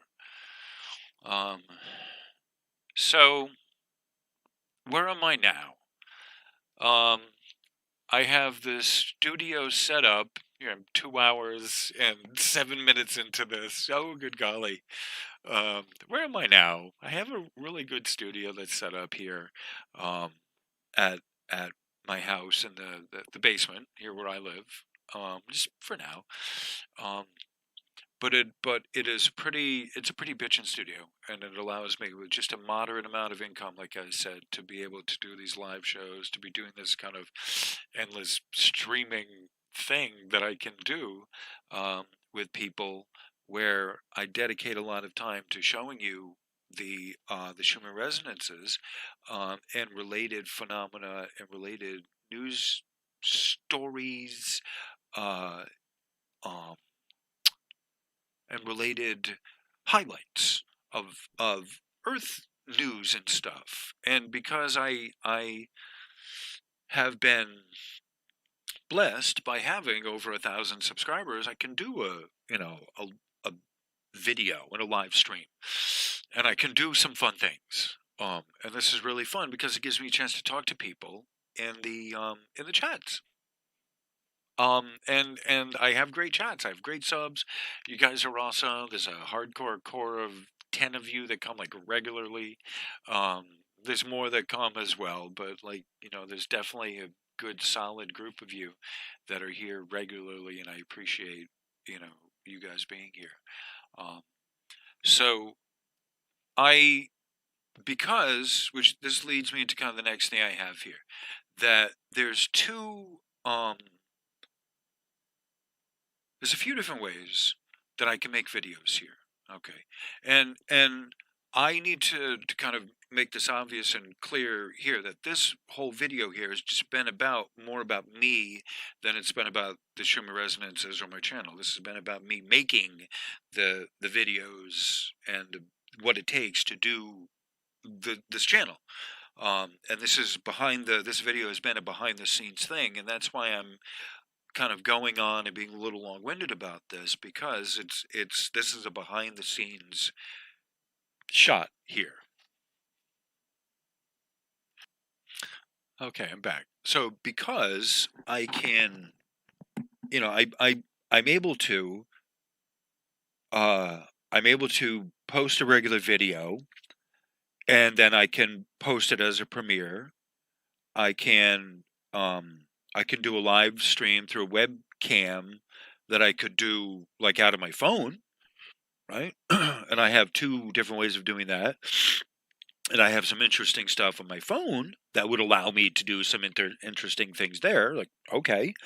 Um, and then I have, in addition, there's this streaming ability that I have through the OBS or some other stuff that I can use that is uh, allows me to do some amazing shit that's blowing me away. And I look at it, and I have a dual monitor system here that, I have what's on there, and then I have what I'm seeing, what is going out to you with me on a different screen. And it's like, this really is some amazing freaking technology. And this is just what I can do now. And this is after putting my head together for literally like 6 months of deciding how I wanted to use this, of producing some pretty good looking and sounding, I'm finally at the point of being some nice sounding stuff. So that the message is not getting overwhelmed by the shaking video or the bad quality of the microphone, or things aren't able to be balanced out with the audio or whatever. This is amazing shit. I'm very happy that I have it. I'm very happy that you're here with me. Um, and so when I do the videos, and I have the type that I do, it's a focused video. It's on, one topic, um, you know, within this ability to produce different types of medium and to get it out different ways. And this isn't even talking about, doing a simulcast like, Mark Pyers does on D Live, as well as to YouTube. And there's ability to do that as well as what I'm already doing now. It's like, oh, there is well a future into doing this digitally speaking. All right. As YouTube is doing its thing and the other mediums are doing its thing, it's like, oh, it's shit's breaking up.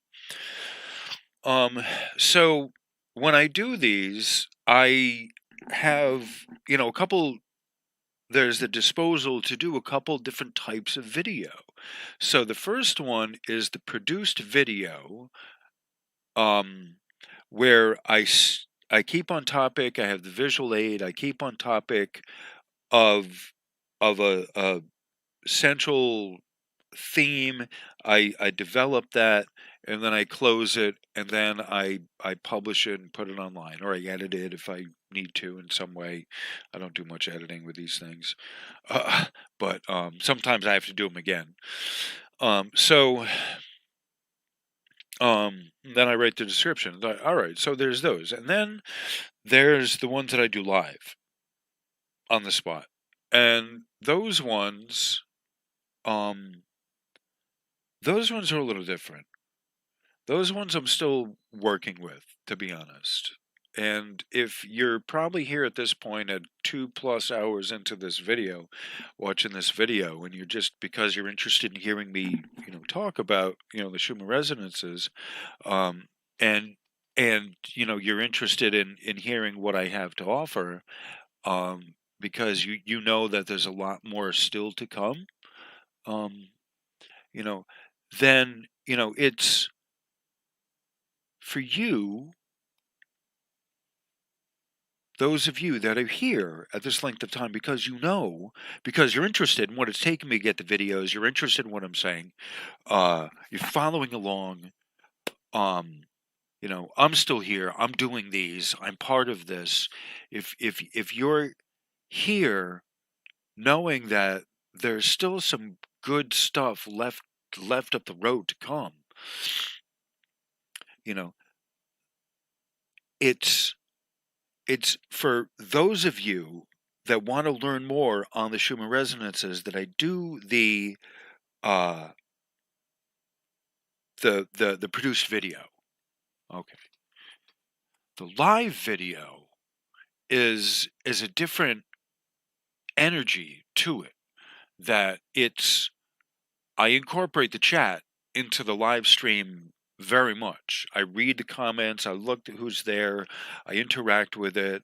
This is where I expect to get off topic when I'm doing the live stream.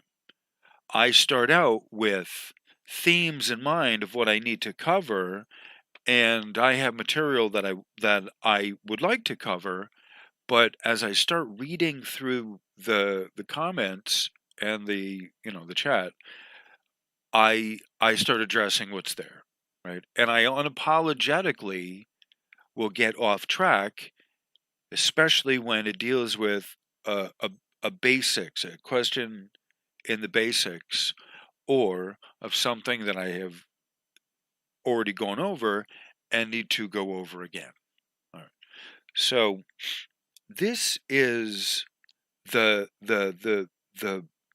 to me, the main reason for having the live stream is so that people who have me live can talk about, I prefer that we talk about on the discussion of what the subject matter of the the presentation is. Okay, because I pretty much I'm sure I have some information that's important, that there's a reason for me to do it, and I'm not making it up as I go along. Sometimes it feels that way. I will tell you that. There has been instances where I'm kind of like, all right, what do I do now? The chat is good. I don't want to stop the chat, but it's like, all right, what am I, like, all right, like in the case here, all right, that's the background. Um, um, but So the live streams tend to be kind of a little bit more rambling. They're a little bit more lively. They're a little bit less on the topic than the other ones, the uploaded videos, the produced videos. And even the ones that are shown as a premiere, like I'm assuming I'm going to be having this as a premiere, um, it's still a cohesive, coherent video, and I want it to have a certain theme to it and to be on track. And so I want to have videos that are on track, that have a topic, that have a discussion, and those are the produced videos. Like that's by my intention, a stated intention. The live casts, they're a little different, and those are intended for people that, as I'm here, for them to ask me questions on the subject matter of the Schumann resonances, and all kinds of topic have come up, and I'm like, I don't tell people, sometimes I tell people that's out of my, like I don't know anything on that, or I can't give you an answer on that. But as the live casts and the chats develop over there, it's a really important space where people can go to talk about these related things. And so as a secondary reason maybe of why it's such an important thing for me to do live casts. Yes, because there should be a topic involved. Yes, I try to work on that. But because this gives the ability for people to have a dialogue in the chats that they wouldn't have otherwise had. And the people who are here, the small limited amount of people that are here, are generally from the Wages World family. And those are people who really, I value the conversation. I want to talk with. I want to have an ongoing conversation with, and those are the ones that, by and large, are over in my chat, um, and offer some feedback, and that are there often first. And like, and I mentioned during these broadcasts by name, a few of them by name. And I'm very grateful for the people who keep coming around to be part of this. So, doing the live stream allows me to be, and the premiere allows me to chat with the audience, and that's an incredibly super useful feature that gives me a chance to act in the public service. I'm finding I hadn't understood this kind of quite before, but it's part of me in helping me to heal in the language, is having wonderful people who are supportive, who want to know more, who are very interested in this topic, and who use language in a wonderful way. All right, so this is a healing for me, in a way that I had not imagined. Um, so the live streams have a chance. Yes, I'm trying to stay on topic, but I have videos that are on topic, and I try to stay on topic with those. The live stream works to stay on topic, but it winds up being a lively discussion, and that's really what I want. That ability to heal through what we're saying, what we're talking about, and how this relates to us. That's what the importance of the social network and the social media is us being able to communicate through that chat function of these technical things of how they affect us. So when I designed this studio and I started building on, the first thing I used was my Samsung J3. It was the phone. I think the wages, and I have that same kind of introductory kind of thing of he used his phone to make these kind of videos, started out, and did them for a while, and you can do that for a while. But for me, um, I I've had other studios. I had another studio in Connecticut, and the first time in 1998, I had got a Pentium P590, which was a Pentium. The P5 was the first, true Pentium. Those 90 megahertz, the speed of the processor, and it had a 33 hertz front side bus. And so I used that because I wanted to transfer cassette tape over to MP3. Okay. So that's the first computer that I ever bought, and it was through an auction. My partner helped me get it, and so I learned how to upgrade computers from that point on, and I learned a lot. Right. So I've had a studio before this where I did audio video editing, and so this is not unfamiliar to me.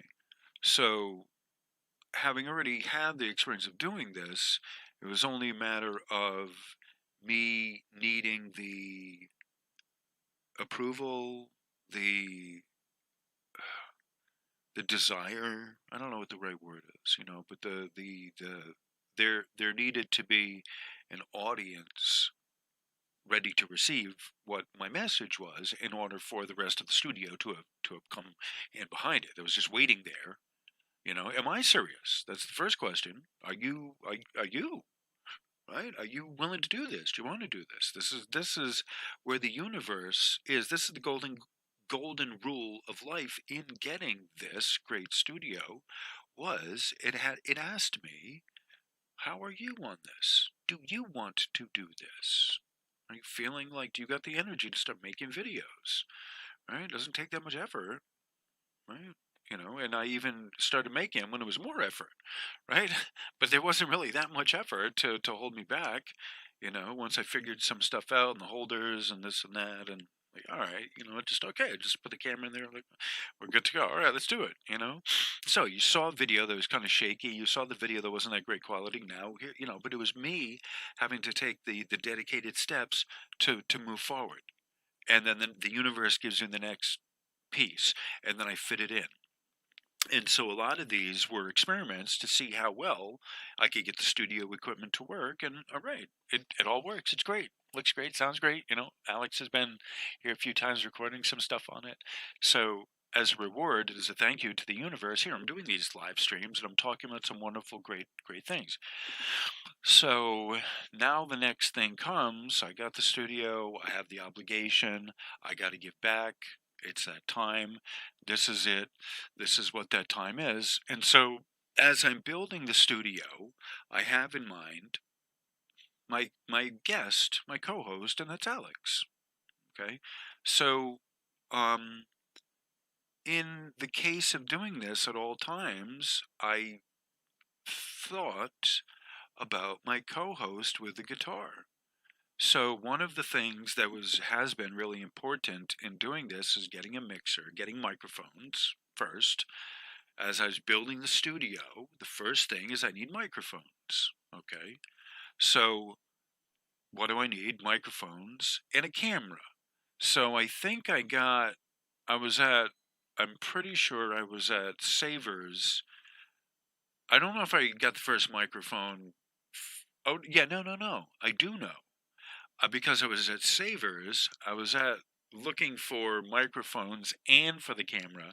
I only found the camera at Savers at $4.99, $3.99, and I'm looking for other stuff. And I went to way up the main street there to the pawn shop, and he's like, "No, man, you got to go to Salvation Army."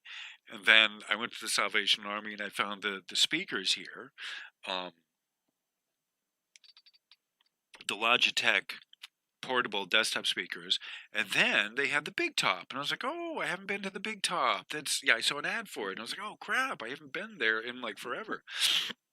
So then I went into the big top. Then I found the microphones. So the camera I had already had the $3.99 camera put into the um, put into the laptop, and it was already working. So so then I had another camera. Like, all right. So then you get the microphones, and so but you gotta you need to have a vision of what you're planning on doing with it, and even if it's better that it's a simple vision first, but it should also be as complete as you're thinking you're able to handle now. If I had everything like right now, what would I be able to do? Just like me. But eventually, I'll want to have Alex because I need him to help me kind of do the tests on it. So as I went around looking for the equipment for this, I had that in mind. I need a camera, maybe a few cameras, and one microphone. Well, the guy who had one microphone had three microphones, or four. I think he finally wound up with four microphones from this one guy. And two of them were perfect, and one of them is like, all right, it'll fit into the amplifier over here, and we're perfect with that. And like, wow, like this really is now a studio that I can be happy with, and it's a place that I can now work from. All right. So this represents not just me working on a new project, but something I love doing. It's important to, I'll say this while the camera says it represents me doing something I love doing. And I couldn't imagine doing anything else other than this at this point. Certainly not doing, landscaping. That's going to break my back. Um, so I wanted to have someone with me in the studio that would play music. And so because I know Alex is working on his, material, I had wanted to have Alex, in the studio with me. And it was really important that he helped me um, set up a lot of the, um, a lot of the equipment and help me do, you know, help me do a lot of the stuff that I needed to do while he was here helping me. Okay, so like I said, it was important from the beginning that I designed it in with Alex in mind of helping me, to be able to spread a message. And I designed it in mind with someone, playing music, and me myself having music, and whatever guest also, have music with them as well. Because I think I have said this before, that the material that I cover is very technical. It's very kind of dense, and it's very dry in a lot of cases. And so I like having an offset of the technical stuff, like behind here and behind me here, there. Uh, the technical stuff there, with music that kind of lightens up the, the kind of mood, or whatever, and it sort of, kind of softens the otherwise really kind of hard material, you know. So, so the question now comes, where am I headed in this?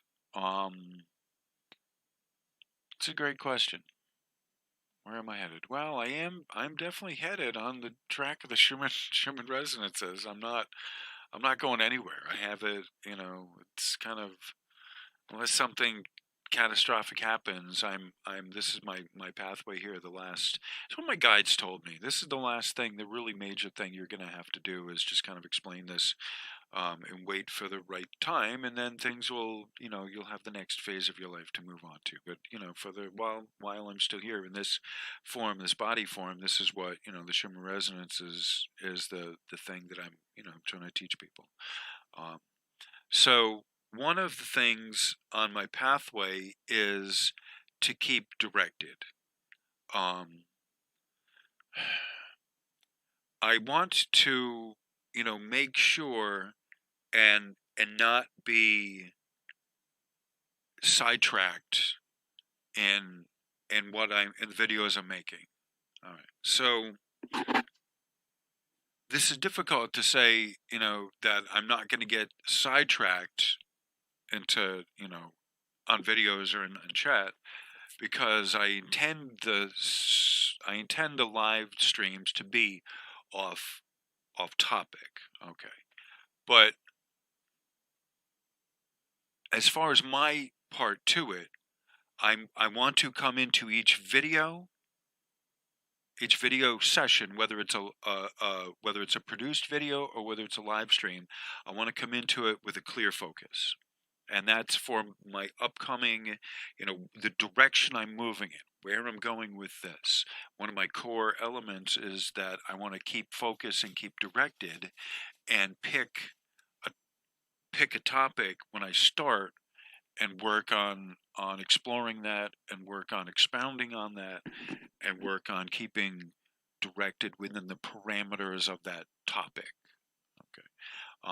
And if I get off topic, then to recognize that, and to come back into focus, whenever that part is, and this is more in the live stream, whenever the, the sidetrack has been addressed, to come back onto topic of where I was at. So this is one of my personal goals going forward that I'm looking to meet, is to keep directed into certain, key topics, which means not getting too far out and too advanced and too complicated on things as well.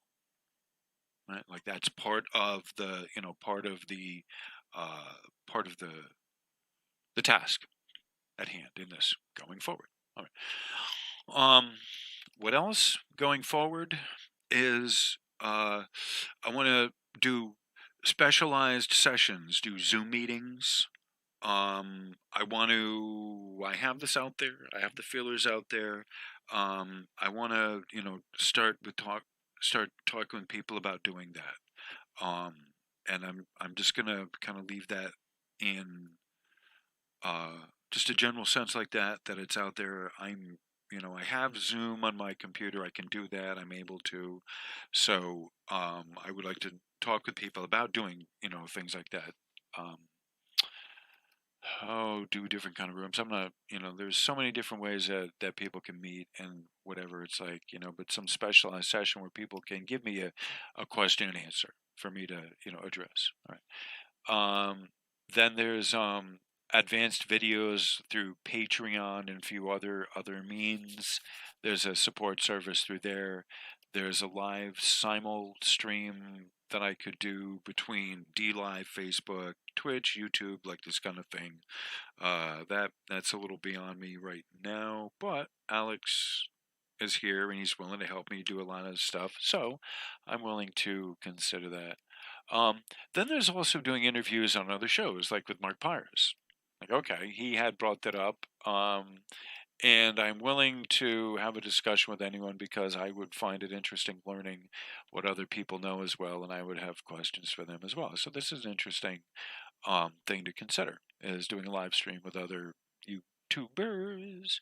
And then there's more fundraising and crowd uh, sourcing.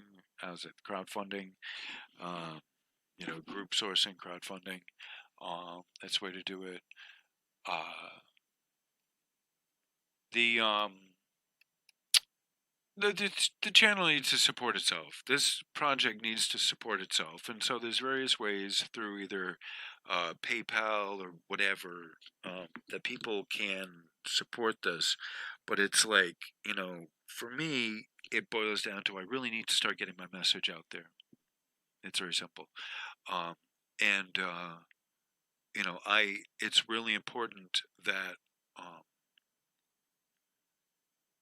it's really important for me to kind of start getting out there and be involved and post and be on live and D live and all of this stuff. And I don't have the energy to have the full-time job doing the landscaping as well as this. So what it boils down to is I need to spend more time doing this and not the landscaping, which is very physically demanding. And so as I am able to spend more time doing this, and I can establish a following with this, it's less time that I have to do my landscaping and my regular job. All right. And so I think that's a good way to kind of summarize this at 2.5 hours. That's probably I've reached the end of my notes here, and that's probably a good way to summarize it in whole. So going forward, I am going to be doing more fundraising of this, and I'm going to be there's not a better way to put it. I have to do fundraising. I have to market myself out there more in order so that I can support myself doing this and not have to do landscaping. It's really that simple. So, so that's really what the nuts and bolts of it going forward is, that I need to, spend more time dedicated to this and exercise this and learn how to be at one with doing this and kind of interact with my family. All right, so it's getting close to 1:30 in the morning, and I am kind of dead tired, and so I'm going to be done with this so that I can post this. If I'm going to have it as a premiere, that's still another 2 hours that I'm going to be up watching this. So on that cheery note, what do we have? Anything from Aaron? Yeah, okay. All right, so I'm going to play a few more minutes of music, and I'm assuming there's a chat now. And so...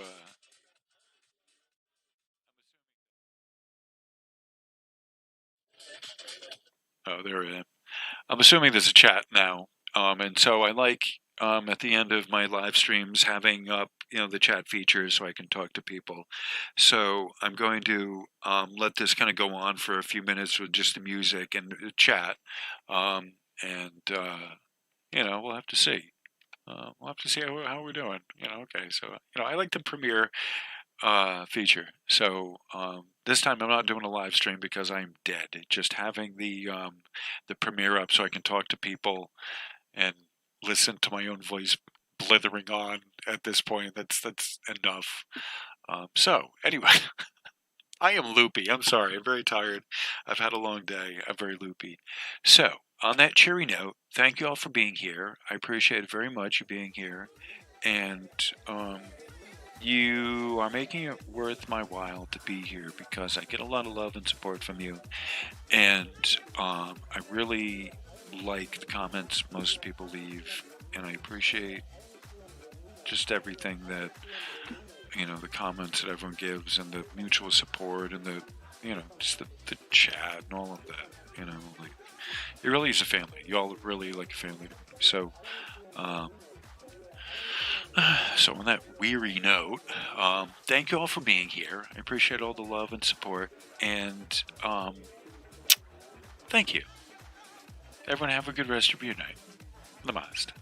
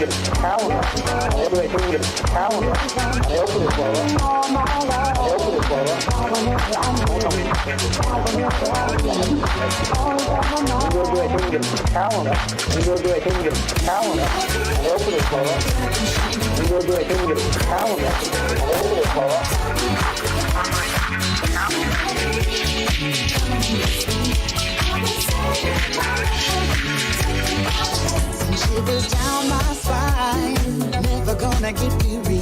Hope you're gonna get ready, never let you down. Too much is not enough. Hearts of mine has been waiting, heart of mine has been aching. You make me feel alive, could be love for love. Time for coming together, time for loving forever. Time to live this one, been waiting all my life. Smile whenever I'm near you, glad whenever I hear you. Always on my mind. You love me, tell me, show me. Could be crazy to be loved by you. Tell me if you can. Oh, my love. You love me, come and kiss me. Oh, yeah. My love for you, take me by the hand.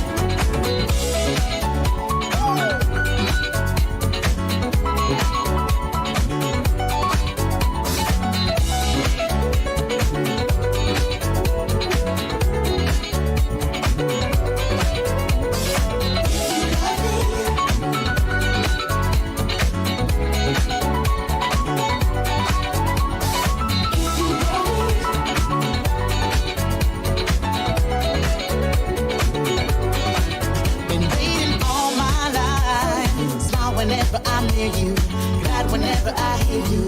Always on my mind, shivers down my spine. Never gonna get weary, hope you're gonna get ready. I keep on waiting and waiting, I've been waiting for you. Never gonna surrender, we will be together. Yeah, yeah, yeah, yeah, yeah, yeah. Oh, yeah. You got to show me.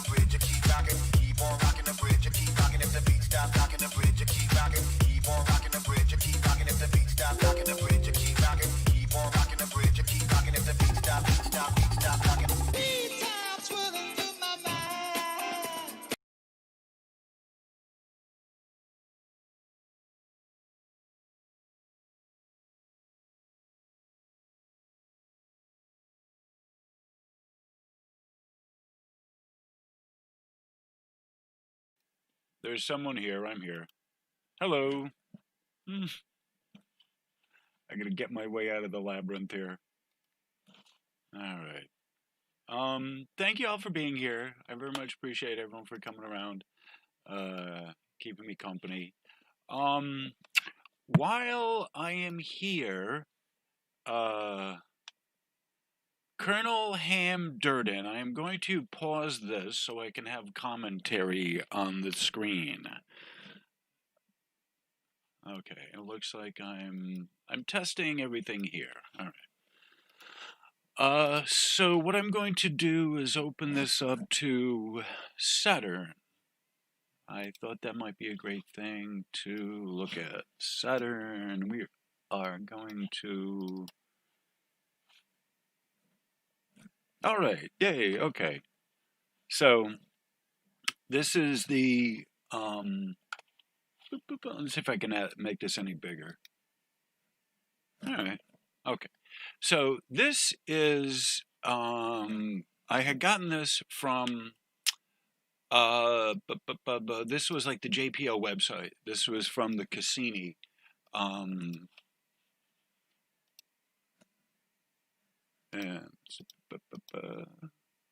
all right. So this was this is I'm trying to see if you can read it.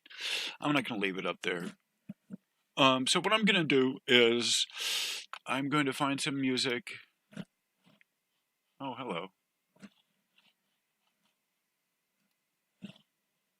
I'm going to find some music here. Hello, there I am. All right. So I will lightly play some music in the background here. Maybe or maybe not. I don't know. All right. So thank y'all for being here. Okay. So I'm going to play this and then maybe go through some of the comments. I look like a wreck. Thank y'all for being here.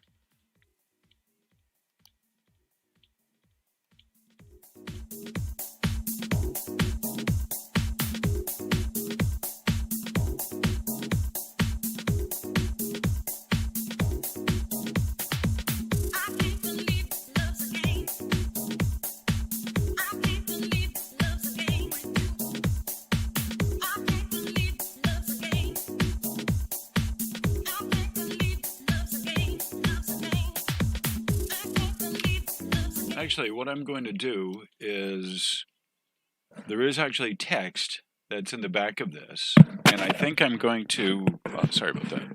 I think I'm going to read what it says in the text. Okay, I was going to play music, but I think I'm going to, hello, that's not what I was looking for. Sorry about that.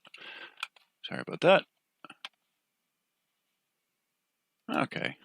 I'm just getting used to how all this system works. All right, so thank you all for being here with me, having fun, and watching me fumble down the stairs.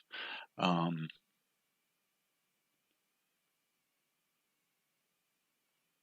right, so Colonel Ham Durden, if you're still here, I'm going to narrate the video now, so I'm not going to be commenting except for maybe reading the comments in the video. So, basically, I do understand the gospel. I understand exactly how it works, and there's a misperception by a lot of people of what the vicarious atonement is in the blood of Jesus. And that guy there was a teacher, and he was created from the Council of Nicaea. Okay? So the Jesus that you know that's in the Bible is a created character. So you can believe that unlike the rest of humanity, that, not all of this is scripted, and you can believe that, somehow the life of Jesus magically wound up unscathed. And I think it's important for me to actually be sitting here saying this. So you can be of the opinion that the life of Jesus is the only thing on the face of the planet that went unscathed by the rest of humanity. After he died, he had no control over what happened with his story.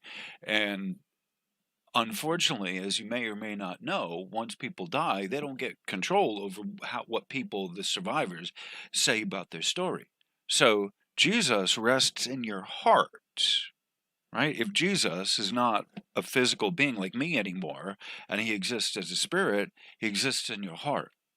And so therefore it's fully open to interpretation or perception or anything based on whatever your symptomatic blockages are in your system. That a lot of people have all kinds of blockages of stuff that don't allow them to take in new information, that don't allow them to take in good light, and they just are stuck with the 1666 version, which was roughly the last time that Saturn and Jupiter was together.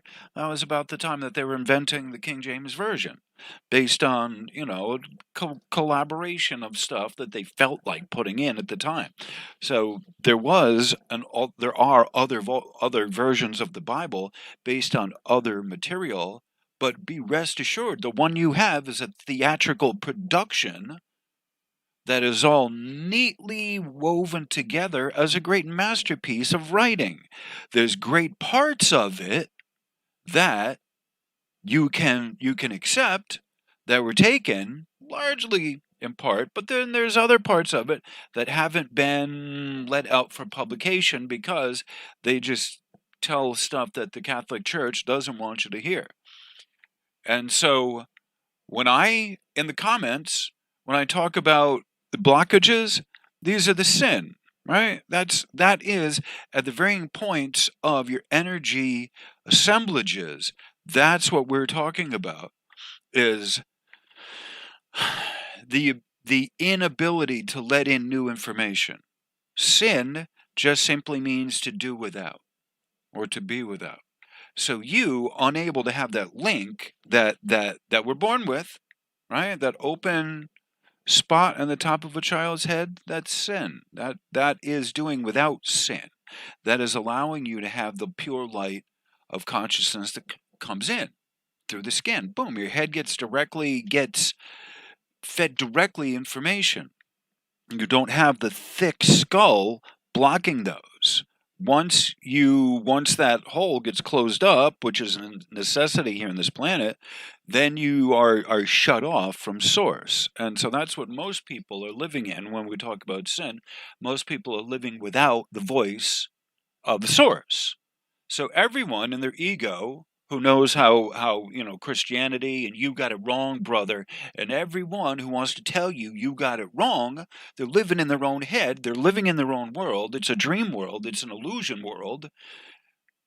God can talk to you directly, right? But we prefer to have it mediated through the popes, through the churches, through all of the humans, right? We got our messages mediated through humans instead of through prime source. And then we wonder, wow, how do you have this? And I don't get it, right? I know this. So it's a world of illusion based on your ego processing that you have of how far along you think you've gotten based on what a human has given me. The impediment that a human has put in front of you, that's by and large, the development in these degrees, the degree system, that's what it is. The amount of hurdles you've had to jump over, ba-bing, ba-bing, ba-bing, to get into the know, to get into the in crowd. How many years you've had to study to get into the inside information because you, a person, didn't open themselves directly up to source. Bing! Please show me, God. Humans don't know anything, right? That's where it starts. That's where all good information starts, is when you open yourself up to source. Please, God, show me, right? I'm pretty sure that what was written in the Bible is just a story written by another human. Please give me the direct source. Give me source. Give me the direct information. It'll come to you. It says that. You have not because you ask not, and that's wherein a person's growth can start. That's where a lot of people have the ability to grow, is you don't listen to the humans. You don't listen to what anyone says. You don't listen. You don't need to. You can ask by yourself source. It's there. Part of you is the divine spark of life that's not yours. Part of you, your consciousness, is not yours. It isn't owned by you. It was there. It existed before you were here in this form. It'll exist when you're outside of this form. There's a part of you that keeps all of this active, that keeps all of this going. Here is your will to want to be in this form. However, that will can waver. And you may not be so entirely sold that this planet is such a great thing, this world is such a great place, or all the above, and your will to want to be here can waver. That's definitely a thing. We are given free will by source. You're given the ability to choose here in this plane. And that's one of the things that makes this a wonderful place to be in, to live in, and yet a not so wonderful place, because people do with their free will as they will, and make it much more difficult for other people to just live their life. And that's also one of the conditions here in this earth, is that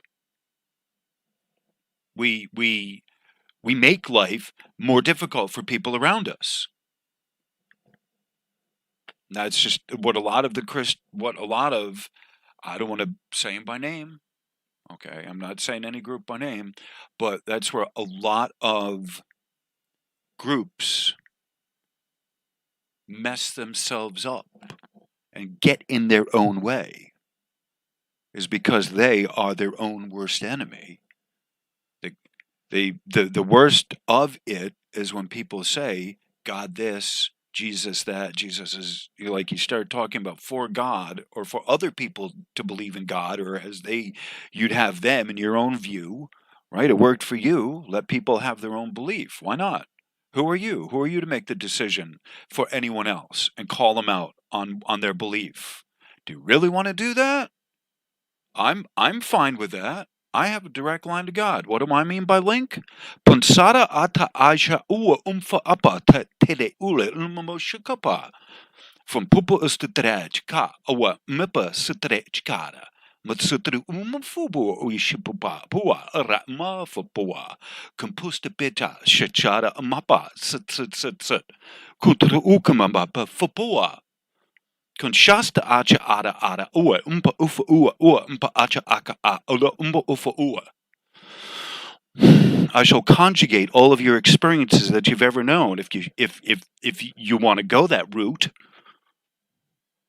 English does not begin to explain what is necessary in the spiritual pursuit.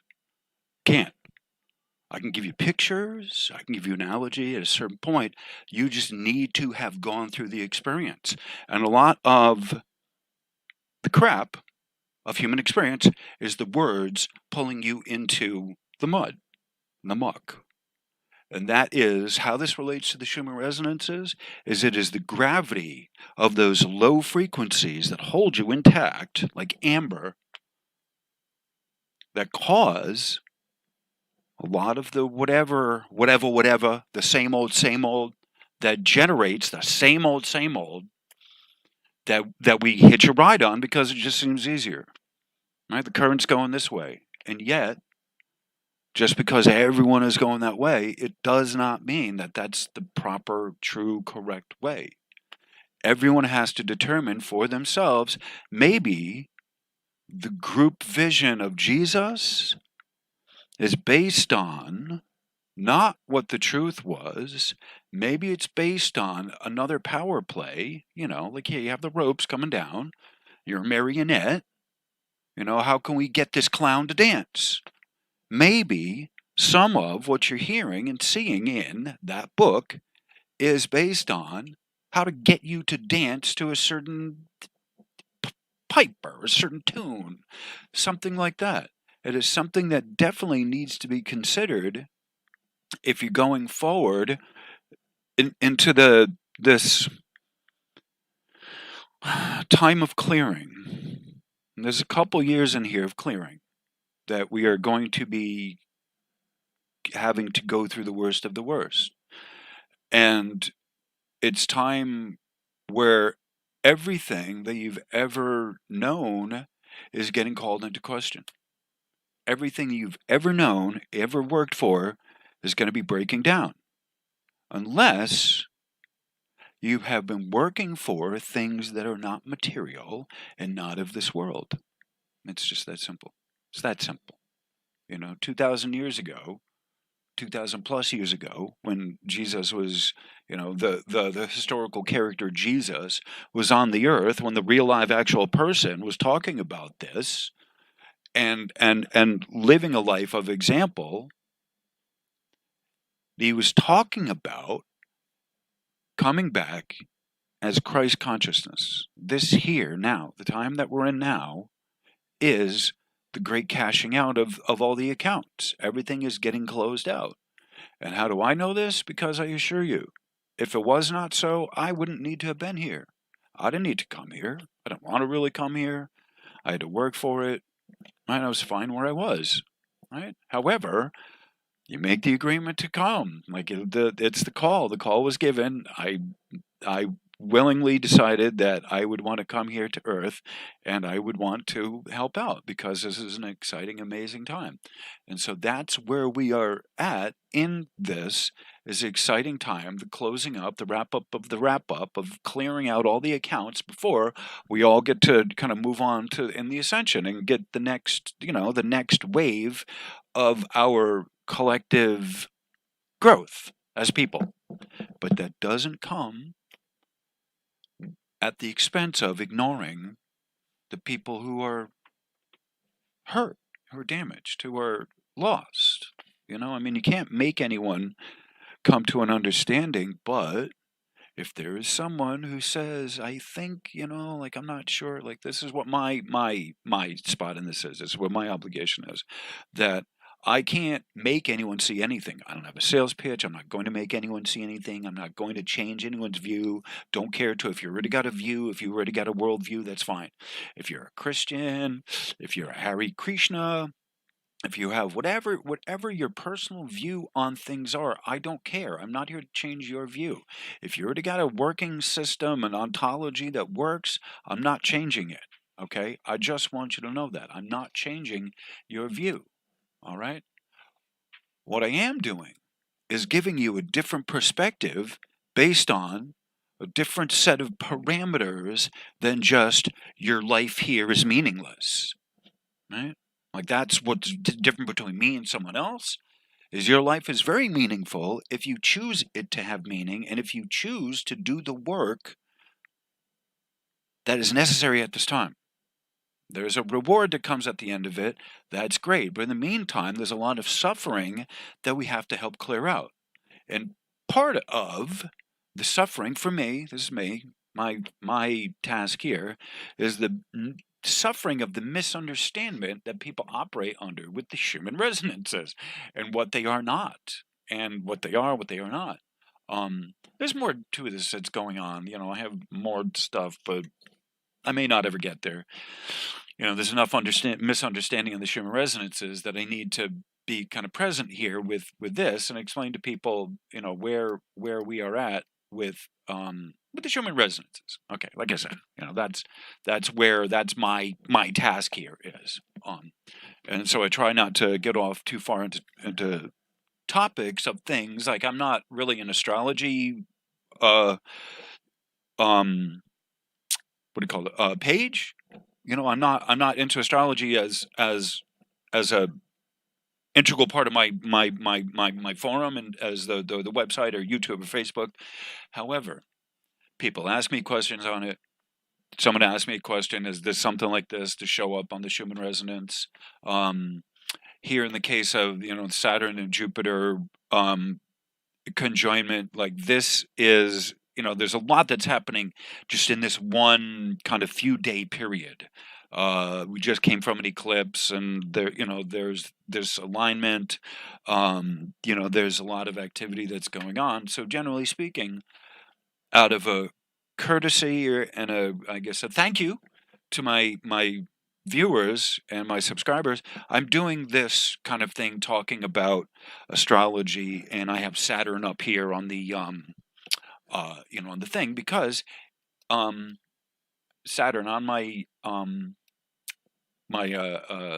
behind me, as it were, because it's that conjunction, and I'm talking about Saturn. I'm talking about some other stuff. I'm talking about my stuff. But whenever it comes to a point of a major conjunction or something with Saturn, I like going to the the material where I can talk about Saturn and give a little description of Saturn and talk about it. It might not have otherwise been relevant, but here it's relevant now. And so I don't know. I kind of lost track of what I was saying there. But this is I'll just read to you what the caption under this or over this says. It says, this remarkably detailed view of Saturn's clouds reveals waves at the northern boundary of the bright equatorial zone, presumably associated with the strong wind shear there, and also the difference in density across the boundary with the band to the north. I guess it's to the north. In the south, two dark ovals embrace, while dark ring shadows blanket the north. The moon Janus, which is 113 miles, 181 kilometers across, occupies a mere 2 pixels beneath the rings. So I can't even show you a little 2 pixel. Cassini captured this image on March 16th, 2006. Okay.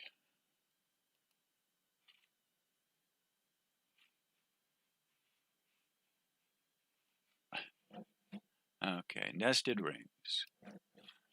All right. It says Saturn's northern hemisphere is seen here against its nested rings. This view from Cassini spacecraft looks toward the unilluminated side of the rings from about 30 degrees above the ring plane.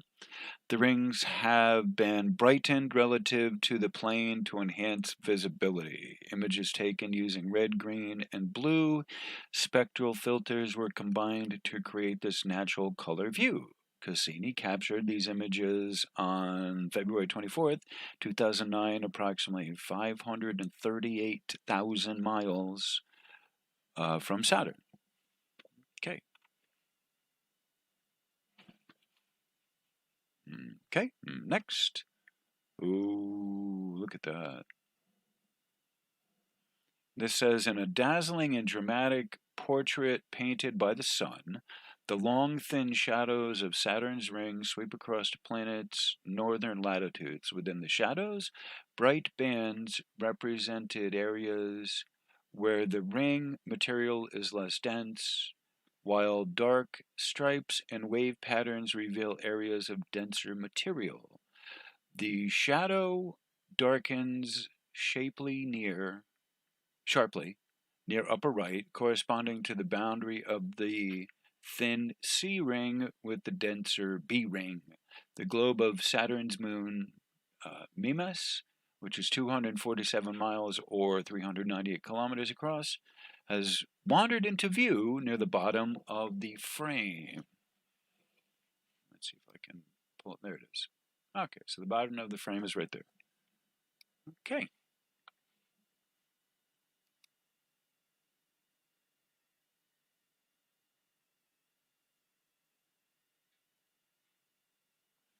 I'm reading the comment from Colonel Ham Durden. Okay.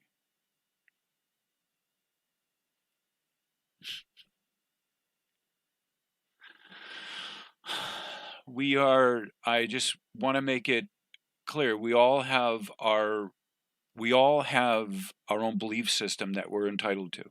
And I don't need to, nor do I want to change someone's belief system, but that doesn't mean that by the same token, I need to have my beliefs challenged as well. There's something that is important that comes with, that comes with keeping your own belief system to yourself. You don't need to have anyone else validate your belief system. It is what it is. It's fine. Right? However, if you go out into public and you start talking about a belief system, especially Christianity, and look at it as a sales pitch that you need people to agree with you for some reason or another, that you can't just let people have their own belief system, then there's something wrong with your belief system. And that's part of the problem, is the sales pitch that came with Orthodox Christianity, all of them across the board. You got to give the sinner's prayer. The consolation prize for Christianity is the sinner's prayer. I will say a prayer for you that your soul won't wind up in hell. As if somehow you are the magic gateway to Christianity. Right? That's part of one of the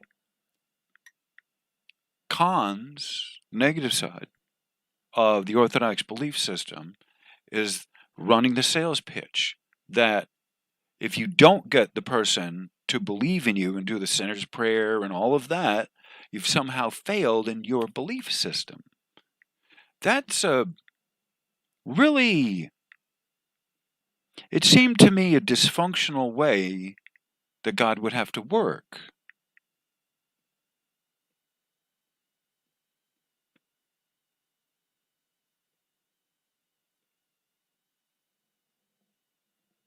A man is known through the fruit of his labors. There you go. People often deceive themselves.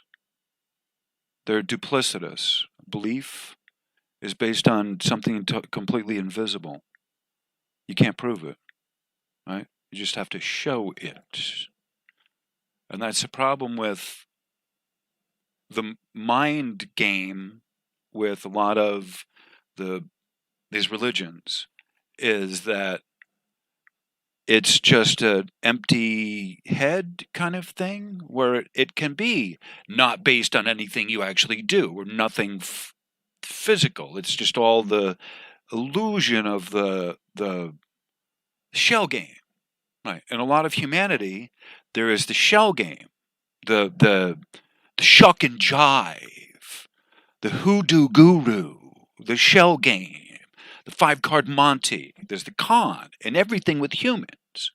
So if you're not getting your information from the source, you have to ask, with this person, one-on-one, that I'm getting information, where's the con?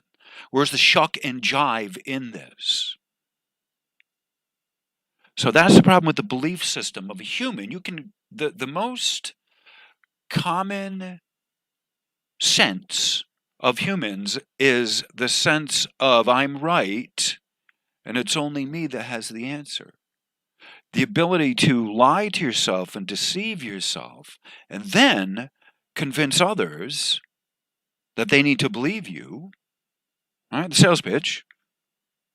All right, that's why it's important what you do, because the con, the shuck and jive, the 5-card Monty with the words, based on, I don't know, a half understanding of something, based on no practical experience, based on an empty head. Someone told you something and you're just believing it, right? That's fine enough. A lot of people have that. You know, your priest told you whatever. You don't know how to get a better answer. You haven't opened it up to God, you know, like, because that's not what people do, I guess, apparently. You know, that's blasphemy, you know, like, whatever. So there is a lot of shuck and jive, a lot of dog and pony show, a lot of pissing on your ankle and telling you it's raining, that humans do one to another, that it's just how they are. It's just how humans operate, right? And so if that's where a person is at, that's fine. That's your belief system. I don't care. I don't need to change that. You're happy with that, right? That's good. That's fine. You know, keep rocking. However, if you're going to put it up against other people's beliefs and test it against yours, the veracity of it, like as if it were peer review, as if, you know, you need your view to be accepted by humans, by other people, that's a different matter entirely. You need to have your I's dotted, your T's crossed, your P's, you know, looped up, as it were, and your suit buttoned up, and you need to be ready to go at it with people if you're putting your belief out there for them to buy into, right? Because most everyone is able to open up their wisdom and their understanding to source. You show me, please show me, give me the answer I need. Humans aren't giving me any answer that's useful. Please give me some answer I need.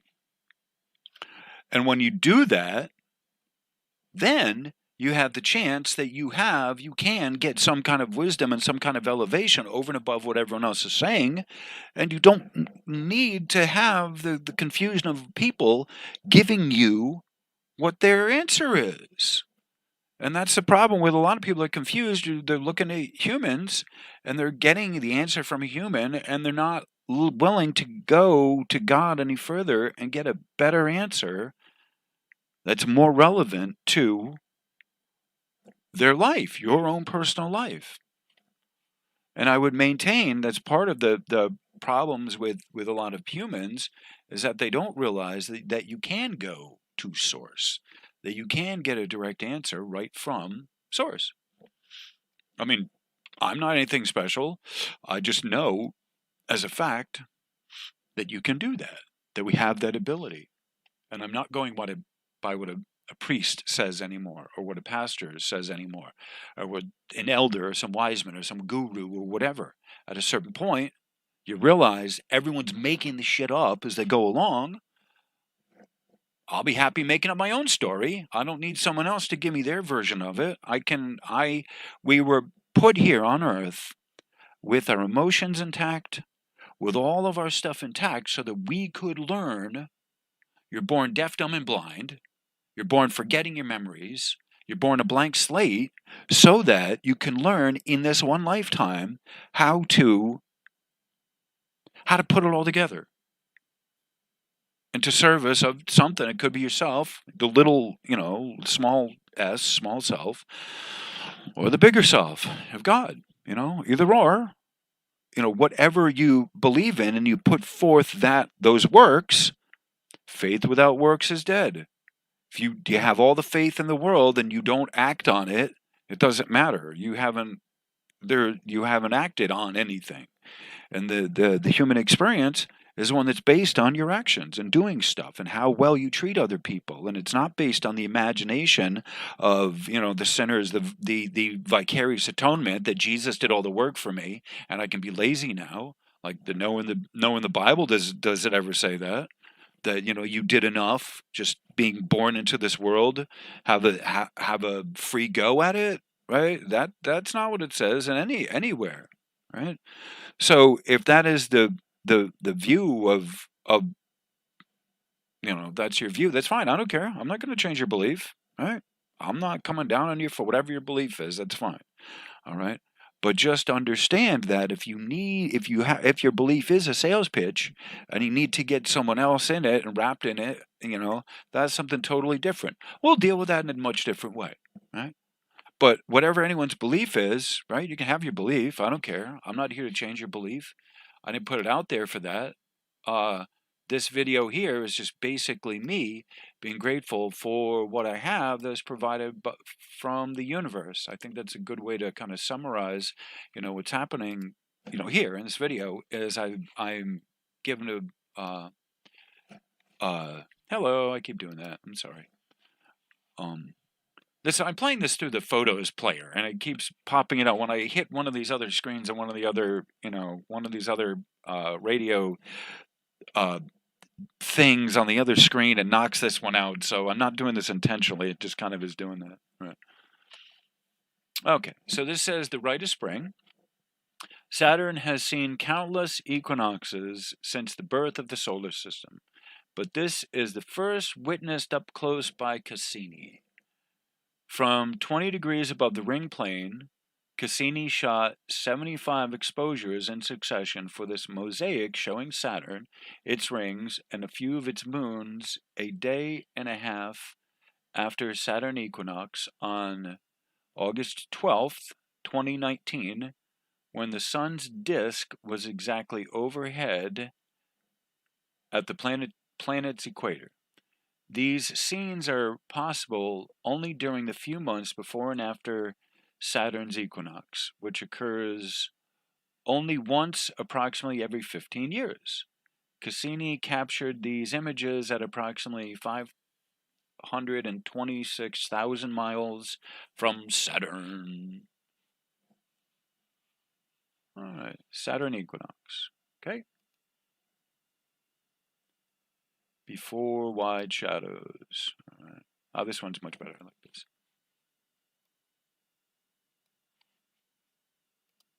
All right, let me see if I can get a better picture of this.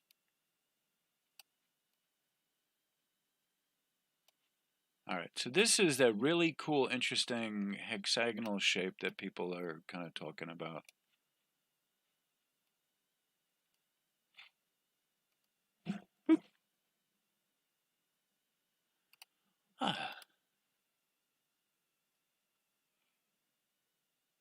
All right. Thank you for showing up, Colonel Hamdurden. God bless you. Yeah. God has blessed me. I have a studio. I wouldn't have been able to do this otherwise. That's clearly how I know God works, is that I have a studio. That also means I have to do some stuff now. All right, yeah, it says that is the hexagon. Absolutely. It says Saturn's north polar hexagon basks in the sun. This is the north polar hexagon. Apparently there's two of them. In the sun's light once spring came to the northern hemisphere. Many smaller storms dot the north polar region, and Saturn's signature rings, which seem to disappear because of Saturn's shadows. Cassini captured this image on November 27, 2012, using a spectral filter sensitive to wavelengths of near-infrared light captured at 750 nanometers. The view was acquired at a distance of approximately 403 miles. You see the hexagon, and then you see other little interesting kind of shapes in there as well. Yeah, that's an interesting. I really like that picture. All right, jewel of the Saturn of the solar system. All right. This says Cassini swung high above Saturn to reveal the stately view of the golden-hued planet and its main rings. The view is in natural color as human eyes would have seen it. This mosaic was made from 36 images and 3 color filters obtained by Cassini on October 10th, 2013. Saturn sports differently colored bands of weather in this image. For instance, a bright narrow wave of clouds around 42 degrees north latitude appears to be some of the turbulent aftermath of a giant storm that reached its violent peak in early 2011. The mysterious six-sided weather pattern known as the hexagon is visible around Saturn's north pole. You see, just barely see it there. Not really much, but you just sort of see it. Okay, blinding Saturn. Saturn sits enveloped by the full splendor of its stately rings. Taking in the rings in their entirety was the focus of this particular imaging sequence. The camera exposure times were just right to capture the dark side of the rings, but longer than that required to properly expose the globe of sunlit Saturn. Consequently, the sunlight half of the planet is overexposed. A strip of twilight on the globe displays colorful details in the atmosphere. Bright clouds dot the bluish-gray northern polar region here. In the south, the planet's right side glows golden in reflected light from the ring's sunlight surface. Face, sorry, not surface. Wow, look at that.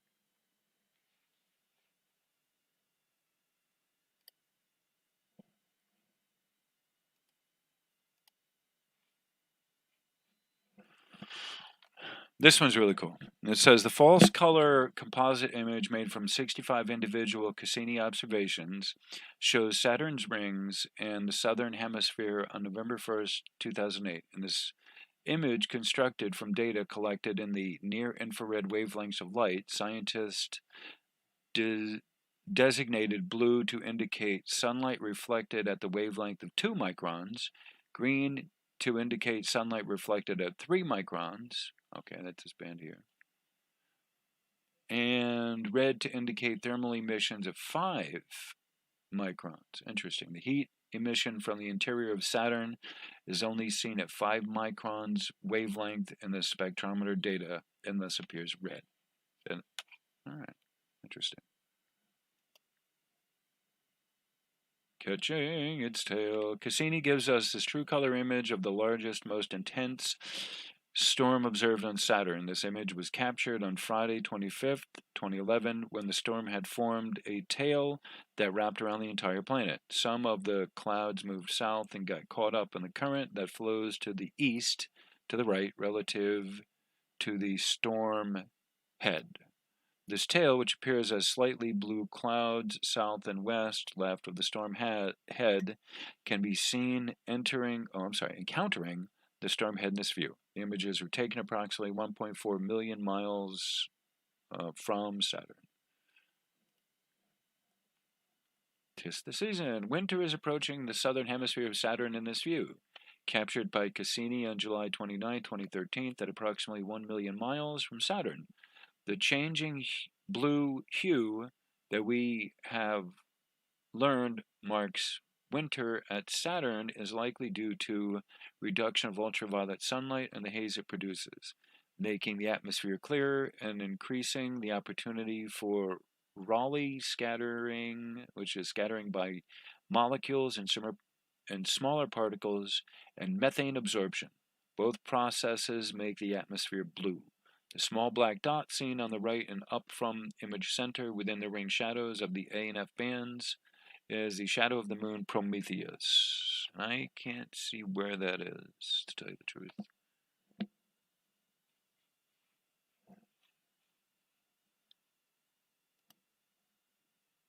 Ah, look at that.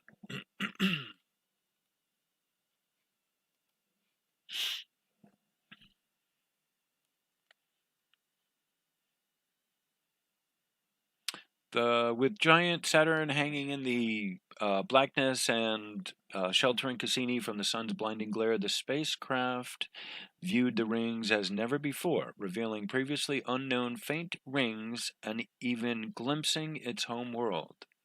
Alright, so I'm not sure where the home world is. Earth, I guess maybe that's Earth. I have no idea. This marvelous panoramic view is created by combining 165 images taken by Cassini on September 15th, 2006, as a spacecraft drifted in the darkness of Saturn's shadow for about 12 hours, allowing a multitude of unique observations of the microscopic particles that compose Saturn's faint rings. Color in the view was created by digitally compositing ultraviolet, infrared, and clear filter images and was then adjusted to resemble natural color. Wow, that is a lot. Fuck.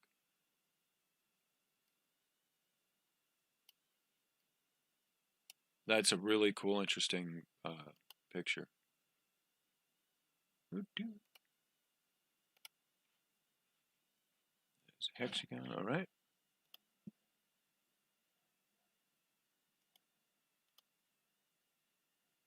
All right, I'm just going to kind of go through these. I'm actually not going to read these. I'm going to just post a picture and have music playing, I think.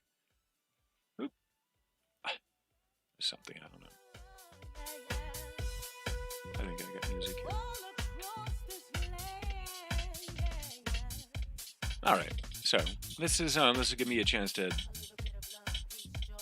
let you just kind of see the pictures.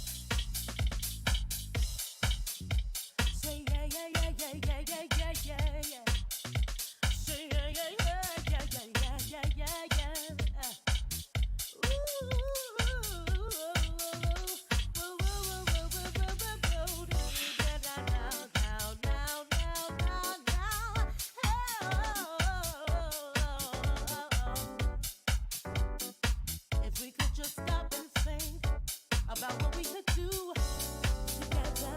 Oh, come together, come together, come together. Yeah, yeah, yeah. Yeah, yeah, yeah. Together. Oh, come together, come together, come together. Yeah, yeah, yeah. All across this way. Yeah, yeah. It's a sad thing when you can't come together and do what he said. Love our brother man like a father planned. Give a helping hand all across this land. It's time to wake up and stop the fighting. All of this backbiting, you know it ain't the right thing. We were all created equally, so we should live in perfect harmony.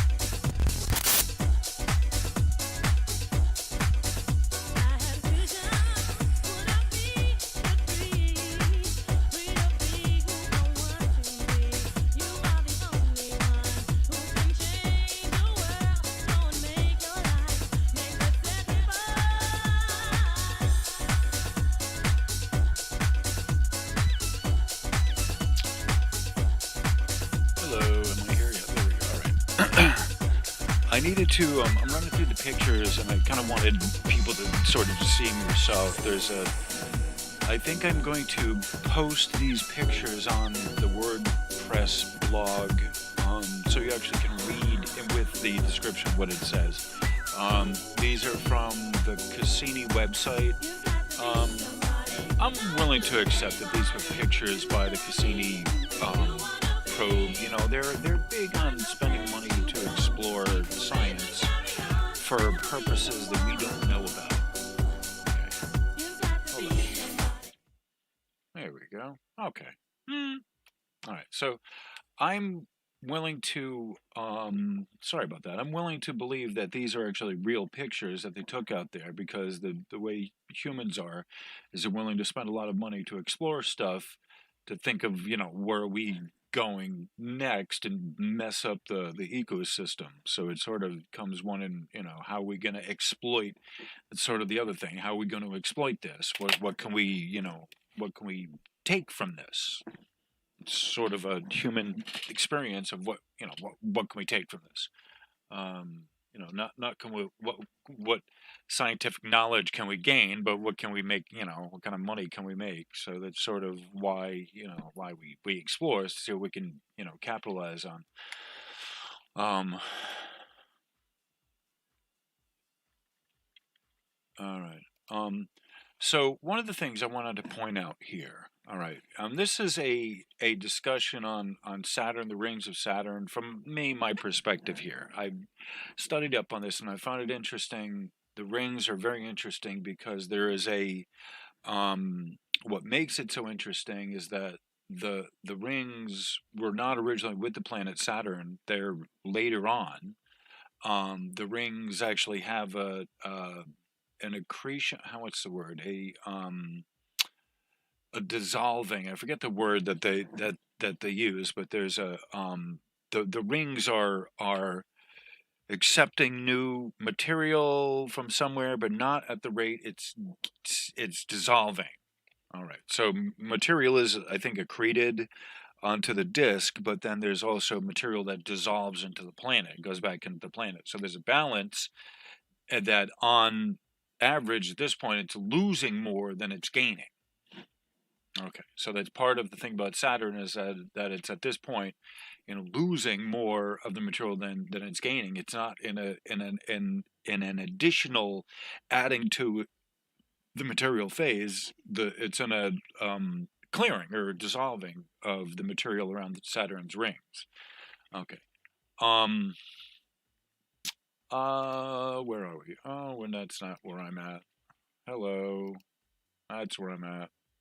Nothing wants to behave well. All right.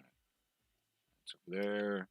Thank you for bearing with me during this technical stuff. Having two screens is great, and it's also not, because they don't always want to operate together. All right. So one of the things that we're talking about here with hello. One of the things we're talking about with the ring of Saturn is, I want to point this out here. This right here. I pointed out, you can barely see it. Let me scroll down here. All right. So this right here is a propeller, what they call a propeller. All right. And they've named it Blériot, whatever they've properly named it. Okay. And what it says here, I'll just read what it says really quick. It says, what it appears as a pair of bright dashes at the center of this image is one of the features rings scientists have dubbed propellers. It's a feature that feature in the rings that scientists have dubbed propellers. This propeller, named Blériot, marks the presence of a body that is much larger than the particles around it, yet too small to clear out a complete gap in the rings, as moons Pan and Daphnis have been and become a moon in its own right.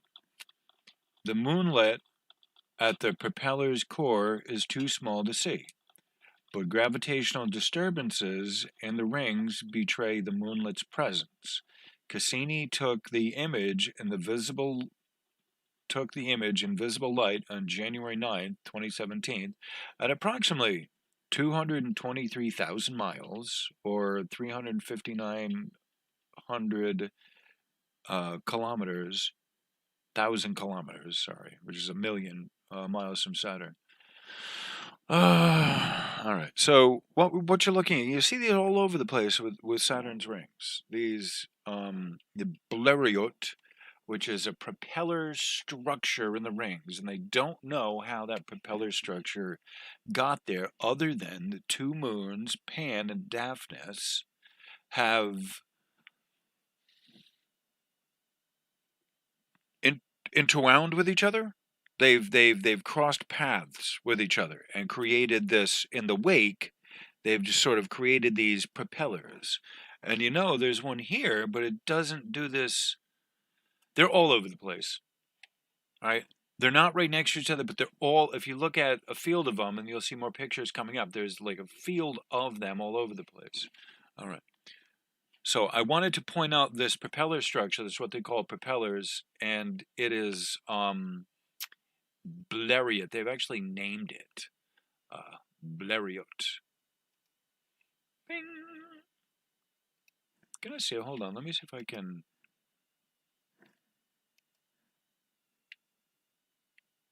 Oh, there it is. All right. Okay. All right. Onward and upward. Oh, here it is. Oh, I love this. Yeah, this is a great picture. So you can talk about the propeller belts. This is such a great picture. I love this one. It says, this view from NASA's Cassini spacecraft is the sharpest ever taken of belts of the features called propellers in the middle part of Saturn's A rings. A-ring. The propellers are the small, bright features that look like double dashes visible on both. So you see one there. They're all over the place. There. You can't say with what kind of regularity that they have, however. The propellers are small, bright features that look like double dashes, visible on both sides of the wave pattern that crosses the image directly from top to bottom. All right, see this wave pattern? That's this right here in the rings. These are in the rings of Saturn. Right? This image shows for the first time swarms of propellers of a wide range of sizes, putting the ones Cassini observed in its Saturn arrival images in context. Cassini took this image April 19, 2017, at approximately 80,000 miles from Saturn's center. Okay. So this is one of those interesting pictures that I thought was absolutely fascinating. So you can see the wide range, the bigger and smaller, but there's a number in with the, this right here is,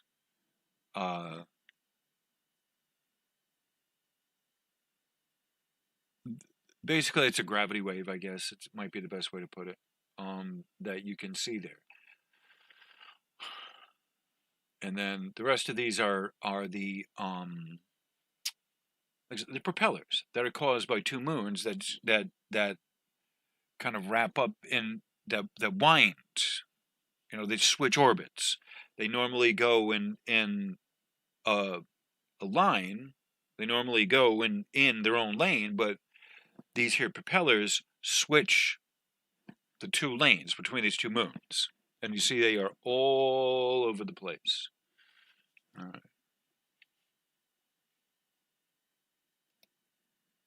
Oh, and here's another great one. Sawtooth shadows. Look at that.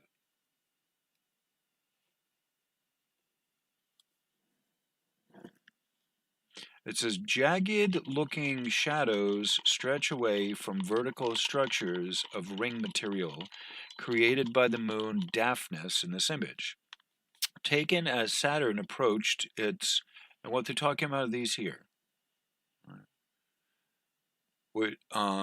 Taken as Saturn approached its August 2009 equinox, which occurs about once every 15 Earth years. The illumination geometry in the few months before and after equinox causes out-of-plane structures to cast long shadows across the rings. Daphnis, 5 miles or 8 kilometers across, is a bright dot casting a thin shadow, I believe it's this one here, across the rings.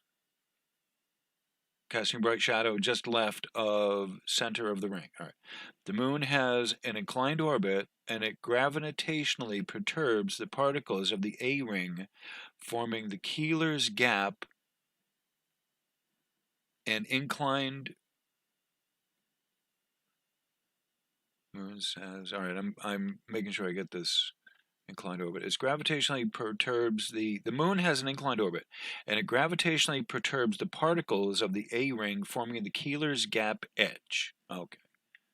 That's apparently this. The Keeler's gap edge is this one here. The edge is all beat up looking. Okay.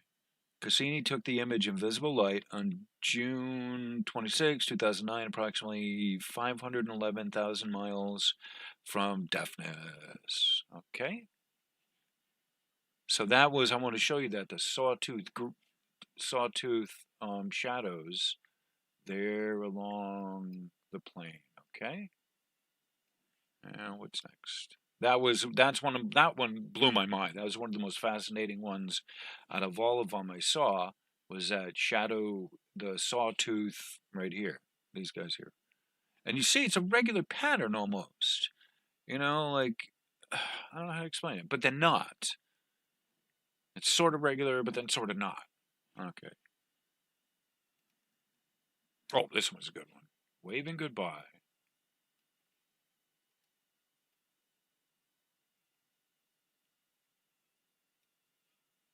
All right. Let me get some coffee here. What do I got?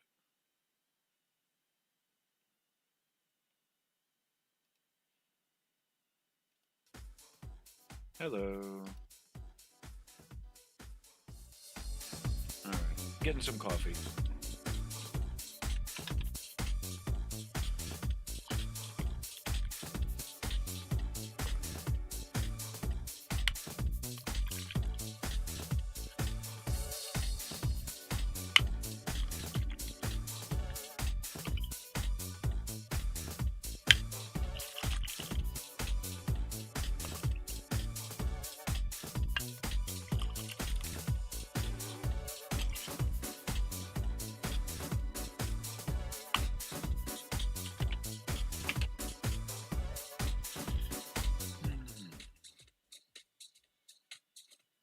Okay, we're here. I'm here. Going strong, 4 hours and 10 minutes into this. All right, so where are we? All right, let me find my. There's that. There I am. Get my visual aid. There we go. All right, waving goodbye. Okay. So this says, this close-up view of the Keeler Gap, which is near the outer edge of Saturn's main rings, shows in great detail just how much the moon Daphnis affects the edges of the gap. Daphnis creates waves in the edges of the gap through its gravitational influence. Some clumping of ring particles can be seen in the perturbed edge. This view looks towards the sunlit side of the rings from about 3 degrees above the ring plane. Cassini acquired the image in visible light on January 16, 2017, at approximately 18,000 miles from Daphnis. All right, so it's 18,000 miles away. All right, so that was something I wanted to show relative to the the bands of Saturn, is that some of these have these very rough, wavy outlines, and there's a whole kind of I don't even know what the word is, eco structure of the rings of what's happening out there.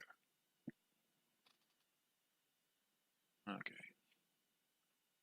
So that's one of the things that I'm looking at is this material that's way out there, out in the middle of, surrounding Saturn, and it's like building material. Like you see this.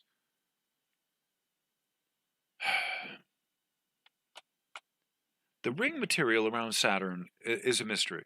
It's one of those great mysteries of the solar system. Didn't come with the planet. They came later on. So the mystery is, how do they get there? How do they form? Right? They say it's the gravitational thing of the planet and all that. Well, they can't really make these models to work. Okay. So we're left with some interesting riddles and questions about Saturn. And one of the things is the rings. Okay, the most unique and notable thing of Saturn is the rings. So there's more to it than just the rings of the planet. They're actually sculpted. And this is one of the things that I talk about here in, there we go. So one of the things I talk about in doing, this about Saturn, the part here in Saturn, is that there's a divine consciousness that works. It may not be God per se randomly causing stuff to happen. This may be some, alien technology that is involved in getting these structures. And that's what I'm showing you here is structures at the end of the rings. Okay. You see that there's a shadow that this Cassini is now above the rings. It's looking down at the rings. And so what you're seeing is this kind of snow fort thing happening here, and then the line of shadows that's developing as the sun is behind it.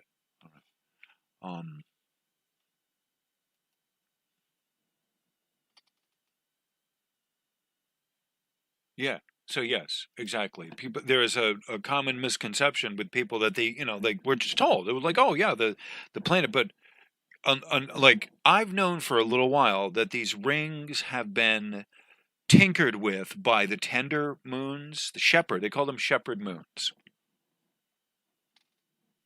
I've known for a while that there are things called these shepherd moons that are out there that are causing some patterns out there in Saturn. But it wasn't until Cassini kind of beamed these signals back that you start seeing there's actually legitimately structures in the rings of Saturn. That it's not that these things are uniform or flat. They have structures in them. There's certain patterns, certain resonances that are picked up in the ring material. All right.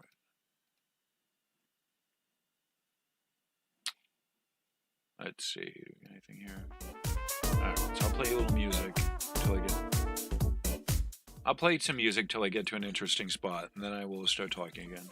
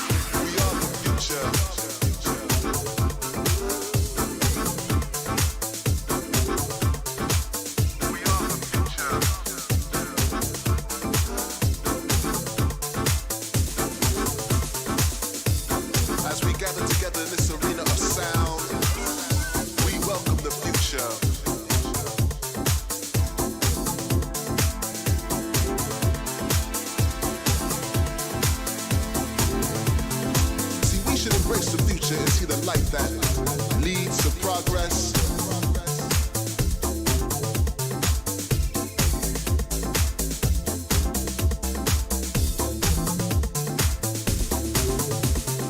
We need to open our eyes and come together, brothers and sisters. 'Cause yes, of course, we are the future.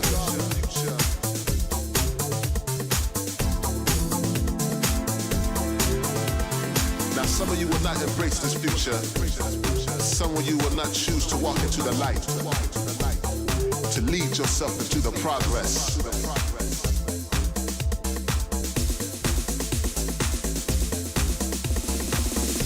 Can we survive the future as we do with the global warming? Is it a cause for alarm? Can we overcome the hypocrisy and greed that pains our foundation?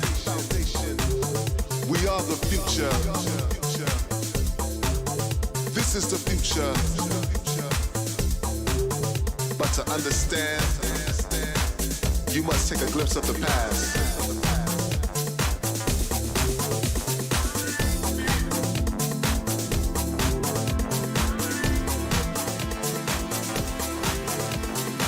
We are the future. This is the future.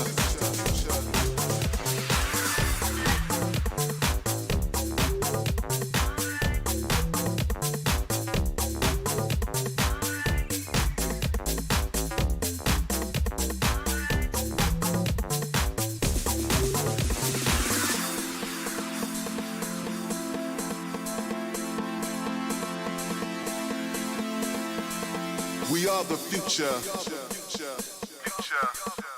This is the future.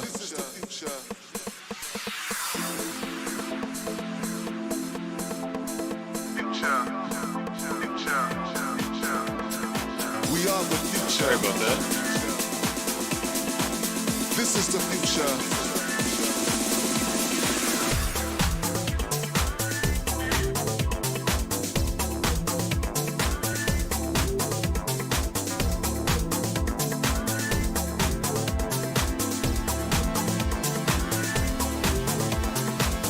We are the future.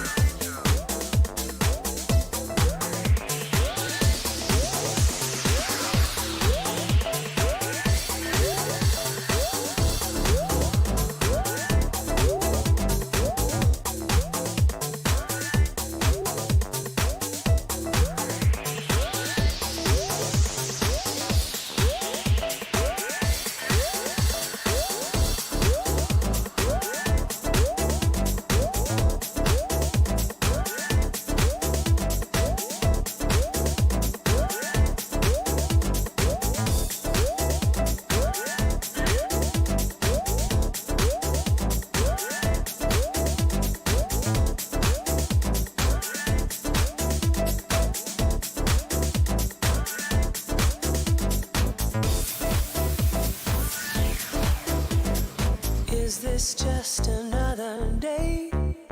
Can't make it go your way. Just reach up to the top of your heart.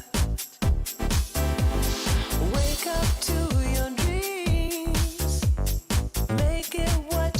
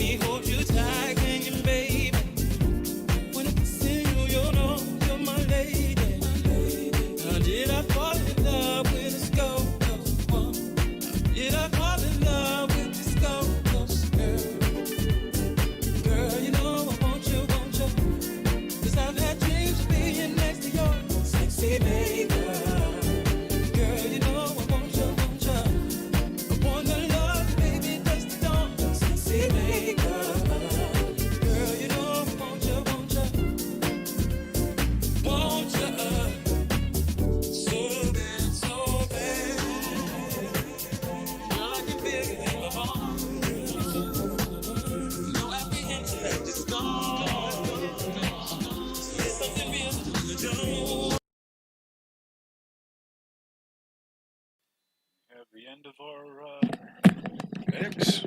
It's that time. And we are at the end of the book. We're at the end of the mix here. I've been on this for 5 hours, so I may be needing to close this out soon. I'm not sure. Where are we at? And they're telling us more about... All right, so... All right. Let me, while we're here... All right, so I went through all of these. Through all these. Saturn. All right. Months back, I had done some videos, I think, about Saturn. I'm trying to remember what I did. I'm just going to bring up some. I have some official scholarly literature in here, and I'm trying to figure out what I want to.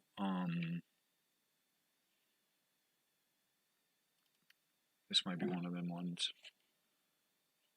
All right. Okay. Yeah. This one will do. All right. All right. So I think I'm going to kind of talk about this for a little bit, and then I'm probably going to end soon. All right. So one of the things was that we're looking at the structure and the component of the rings of Saturn. All right. And so this is one of those things that I had wanted to point out. That let me readjust the picture here. Okay.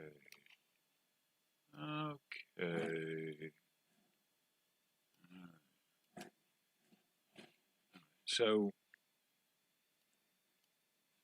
this is basically what we're talking about here is the chemical interaction between Saturn's atmosphere and its rings, right? So what that means is basically this right here is showing you the hold on, let me get to myself. Okay, there I am. Okay, I'm back in the saddle. All right. So what this is telling you is that there is an influx of material from the rings that is going into Saturn, the planet. Okay. So this right here, and it's telling you CH, I don't even know what all these are. CH, here, this is CH4. Okay, CH4, CO2, carbon dioxide, CO is carbon monoxide, N2 is nitrogen, H2O is water, NH3 is I'm not sure what NH3 is. It tells you in here what it is. All right. So one of the things that we're looking at is organics. Okay. So organics are living matter, like plant matter or something like that. It's something that you can, like this earth is full of organics. All right. So it's not just ammonia. Some of this is ammonia, carbon monoxide. It tells you in here what some of this stuff is, and I'm trying to read through what some of this is. But that's what these are here. All right. So there is a range of the material that they're looking at in the ring. What are the rings of Saturn made out of? Right. So that's what we're talking about here. It's not just water. Okay. There's a small little graph here where you can see this color here, the blue, is water. Okay. So. And that's not even this color here, which is dark blue. That's dark blue. So relative to what is in the material of the rings, if someone is telling you that the rings of Saturn are ice, no. There's a whole lot of other stuff that these rings are made out of. And that's really important to understand that there's a small part that's ice, that's water ice, that's in the rings, but there's ammonia. There's and you have these small elements here of helium and hydrogen. Hydrogen is this band here, brown color. Helium is that band there. You have this other component here of white. I don't even know what this is. There's nothing apparently, but it's a block of something. All right. So these are, like I said, water is this light blue, and there is a sufficient mass of all the rest of this other stuff here that is actually not water, not ice. Okay. So all right. So I just wanted to make sure that that's understood, that there's more to this than just the water. Okay. So do we get music here? Oh, we got something. So all right. So that's kind of where we're at right now. It's time to kind of go on. I'm going to end this. I'm going to let the music play for a little while, so there's chat. I'm going to let the music play for a little while, so there's chat, so that we can kind of talk. But I think I'm done speaking, and I'm just going to kind of leave this in the background and kind of leave this up for people to see. And so maybe you can read it, maybe not. I don't know, but it's interesting to, you see, this is a whole article. This is a whole article on all of this, which in due time, I think I will play. But for right now, I'm just going to kind of leave this up on the boards and focus on this so we can see this. All right. So anyway, I'm really tired. I'm kind of stumbling over my own words. Thank you all for being here. I've had a wonderful night with you. Thank you for the chat, and I will probably be back tomorrow or the day after with some more chat on the Schumann. And so tomorrow or the next day, whenever I'm on this again, I will be focusing more on the Schumann resonances. We've gotten, I'm going to do some videos on Saturn. But for the time being, this is just more of the Saturn-Jupiter conjunction. Okay. So thank you all for being here. I appreciate everyone for coming around. Y'all are wonderful. And have a great rest of your night. And I will see everyone in chat for a little while, and then we will... then I'm going to close out. So thank y'all for being here. I appreciate everyone, and y'all are wonderful. Thank you very much. Namaste.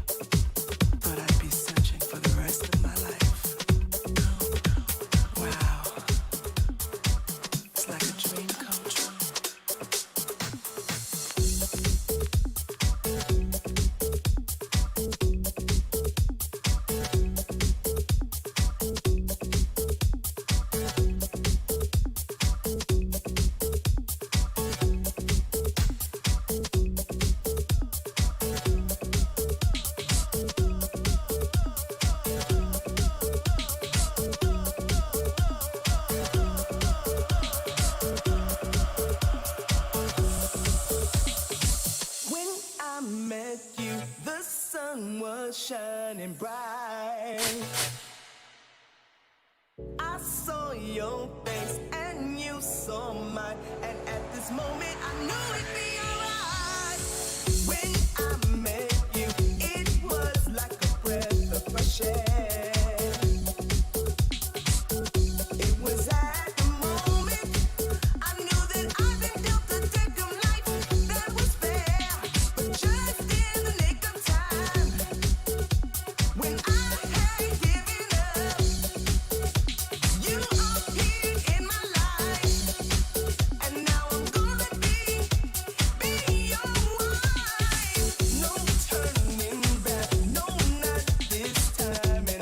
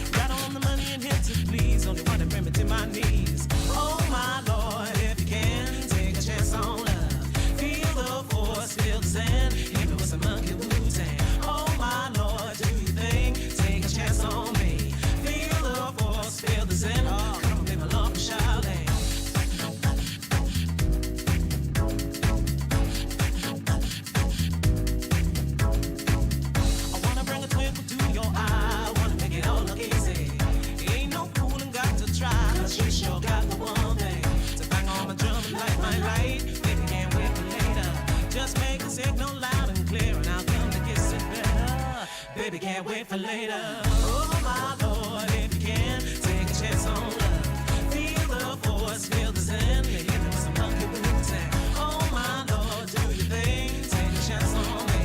Feel the force, feel the zen. Coming along with Charlotte. Hey baby, you're my piece of gold. Oh yeah, and you shine brightly. You don't ever grow. Well, you're my way, my key, my bright light. My hope, my love on a dark night. Life after lifetime, we'll go on. With love, gonna make us strong. You're my way, my key, my bright light. My hope, my love on a dark night. Life after lifetime, we'll go on. With love, gonna make us strong.